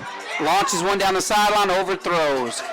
Want to thank our sponsors again tonight, our game sponsor, title sponsor, Godarsey & Young, and all of our sponsors. Want to thank Stanley Ford for the discount they're going to give me on the Ford F-150 in the south end zone. And we want to thank Willingham Chevy down here in the north end zone. It's got a beautiful crossover or SUV down here. I want to thank both those guys for stepping up and all of our sponsors this season. Here comes the snap. Quarterback rolls to his left, heavy pressure. Look at that. Watson just knocking down the blocker. And did he catch that? He did. That was number 3 on the reception on the sideline. Great throw there by the quarterback. They're going to move the chains. That'll stop the clock for a moment. Everything to the sideline, Jeff. Everything's going to be a rollout to the sideline as the Lindale Eagles still trying to find a way to be in this one, and the Buckeyes trying to find a way to get a turnover and finally in this thing. But watch for number 3, number 4, both their weapons on the field, and right now they're almost going exclusively to the air. Well, I've estimated their quarterback for sure tonight, and look at this. He might take this one in, and he does. Touchdown, Lindale. Fighting their way back in, and they've still got 1:52 left in this game. You know it's an onside kick, no question, on the next possession. And if they were happen to get it, they have time to march down the field. So this game is not over. Still not over. I've been impressed with what I've seen from the Eagles tonight. Yeah, they've played their best game on film, Jeff, by far. I mean, it's not even close. That you kind of hope for a miss right here if you're a Buckeye fan, or a block would be great. But that's going to go right through the center of the upright. So we still got a ball game, folks. 1:52 left on the clock. It's 56-49. We'll be right back after this message for an onside kick. Because of investments in our surrounding infrastructure, eTex offers advanced improvements in internet connections, service experience, and quality of life for our customers. The driving force for eTex has been to create a state-of-the-art company using both the latest technology and local expert technicians, people you know. And best of all, a certified support team that delivers quality support within hours, not days. eTex. Local support from the team you trust. And back to the action here with 1:52 left after the Lindale touchdown and extra point. Here comes the onside kick, no question about it. Only one timeout left, and the Buckeyes hands team is going to be on the field one play away from being able to potentially ice this game. Now, Jeff, there's still plenty of time left here, and the Buckeyes certainly got to start with getting the football and then picking up one first down. With one timeout left, it's all going to come down to this one play, and the Buckeye hands team is out there. Look for Luke Watson and number 1 and number 12 or number 10, and the rest of the hands team is out there wide. Yeah, I'm going to take a tight shot on this one. We're going to try to watch this up close because we know where the football is going, so we're going to stay in here a little tighter on this one. Got our camera down. Ball's taking a good bounce. Ball's live. Did we get it? Buckeyes recover. Buckeyes got it. That is huge. Who is that? That's Luke Watson. On the short hop is the short stop. I'm sorry, Dave. That's Mason Hurt. Mason Hurt, the heart and soul of this team. We try to take things away from him. We give credit to him, but he doesn't. Let me tell you, we would not be here without him because that is the unquestioned leader of this football team. You talk about hands. If you're going to kick it to somebody, that was the worst person to kick it to. Yeah, absolutely. The Buckeyes still got to get a first down here as Lindale still got one timeout left, so look for Brandon Tennyson to carry the ball here. Or hand off, and they are going to hand off. Look at this. room to run, and he's Slides look down, at this how guy. smart. Slides down, doesn't go out of bounds, wants to keep the clock moving. That was Cody Guidry on the carry. And I just got to say, Jeff, that's just called great coaching. To have a guy that can stay in bounds, understanding how to stay in bounds, forcing Lindale to take the timeout, just a smart job. That's the last timeout for Lindale. Yeah, and it's all done now. So if you do the math with the play clock right now, Jeff, the Buckeyes have 4 snaps to go to run out 1 minute and 46 seconds, and that means they still got to pick up a first down. So look for them to kind of run the exact same play to the wide side of the field. Yeah, I would see them putting Smith or Choice possibly in here and running right up the gut. I'm putting Choice in at this point and going right up the middle. Hey, I'm going to get number 32 Ward and just let him go. Or you could do that. That's another good call. I mean, how do you even say who you'd put in right here? I mean, think about it. But I tell you what, Jeff, well, I'm not going to say it yet. I'm going to let 1 minute and 46 seconds tick off before I have anything to say. But these Buckeyes have owned the second half and are just a few short snaps away, Jeff, from being able to take a senior night victory back into the field house. They had all they wanted from these Lindale Eagles. They have played fantastic tonight. Yeah, definitely their biggest challenge this year so far. And these are games you want your team to face. Yeah, with Carthage coming in next week. Listen, 3 touchdowns down, are you kidding me? You want that to be able to know that you can battle back. Quarterback keeper up the middle, Brandon Tennyson's going to get the first down. Money, money, money. Ball game, folks, victory formation. We can take this one to the house with a few short snaps. Man, you got to take your hats off these Lindale Eagles. I'm going to tell you something. I'm sorry.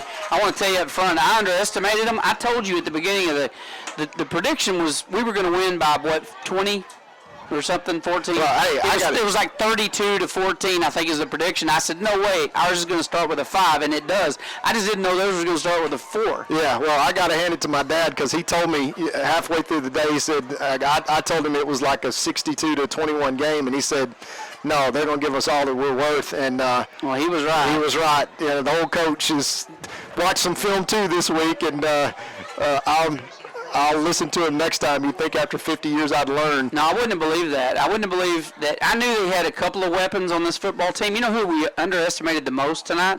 Their quarterback. Yeah. His accuracy, his passing rating is excellent tonight. At least in the first half it was. But everything was close, right? So on the roll, everything for Lindale comes through number 22, and for the first 3.5 quarters before they had to start throwing the football, everything that they had was within 10 yards. So it's kind of easy to be accurate there, but I tell you what, these Buckeyes, Jeff, I'll take one more and victory formation, and there you have it. The Buckeyes are going to sneak out of here with a 56-49 win, but man, what a comeback. What a game. If you love football, what a game tonight, right? I mean, what a game. Wait, now Lindale doesn't have a timeout to call, and now they're saying, yeah, I'm not sure. That's the fourth. Be some confusion. That's the 4th timeout, and they're saying, hey, that's already 3 timeouts. Yeah, I'm not sure. I've never seen this. Yeah, I'm not sure why our coaches aren't. I'm not sure why our coaches are. That's 4 timeouts, Mr. Referee, and that is just, I'm sorry, a terrible job. I mean, I've never seen a team take 4 timeouts and not be able to. You know, Todd, we're called to forgive. We're called to forgive. Unbelievable. I'm sorry. Yeah, I don't know. It's not going to make a difference. No, it won't. We'll take another snap, and hopefully that'll be it. Was that a ref timeout, maybe? No, I think the referee took a timeout on behalf of Gilmer. Was it an equipment timeout, or was it just a... No, they gave Lindale a 4th timeout. Well, okay. Now what are we doing? All right, let's get this deal done. I've lost a year off my life right here tonight. Take it now, that's it. Game's over. What a great game, and how about Lindale coming in here and playing the Buckeyes for all they were worth, forcing the Buckeyes to come back from a 3-touchdown deficit. And what a amazing job making adjustments, that coaching staff of Gilmer and the boys coming out with that momentum, putting up 3 touchdowns in less than 7 minutes to get back in this game and then surpass them. 56-49 is your final. My hat's off to Lindale Eagles. They played a heck of a game. They really did. And how about those Buckeyes? Because, folks, we've talked about something special happening when Coach Metzel talked about at the beginning of the game or in the devotional time. I was in there with the devotional, and basically he said, hey, we're going to have a time tonight where we're going to have to overcome adversity and figure out what we're all about. And I tell you what, these Buckeyes have now 4-0. Next week, getting ready for the Carthage Bulldogs, which will look a lot like those Lindale Eagles. It's going to look a whole lot like that. And let me tell you something, Jeff. The winner of that game is going to go into a bye week, and they will be the number 1 ranked team in the state, because you may be seeing next week a preview of the state championship game in Division II. And not only that, Jeff, but the Carthage Bulldogs have only played 1 game. They're coming in to Gilmer at 1-0. Watch the coaches' game show on Monday, because we're going to talk a lot about that. That may be an hour-long episode. We're going to talk a lot about Carthage and what we're looking for, what we're looking at. We're going to replay this game, obviously talk about, what the heck happened and how did you come back, and how proud will Coach Metzel be of his boys and coaching staff to fight their way back in to this game. So, folks, Gilmer pulls it off, 56-49. I can't wait to see you here next week, same time, same place, as Gilmer Buckeyes take on Carthage Bulldogs. That's going to be a barn burner, probably one of the best games of the season. Thanks for listening tonight. On behalf of Todd Robinson and myself, go Buckeyes.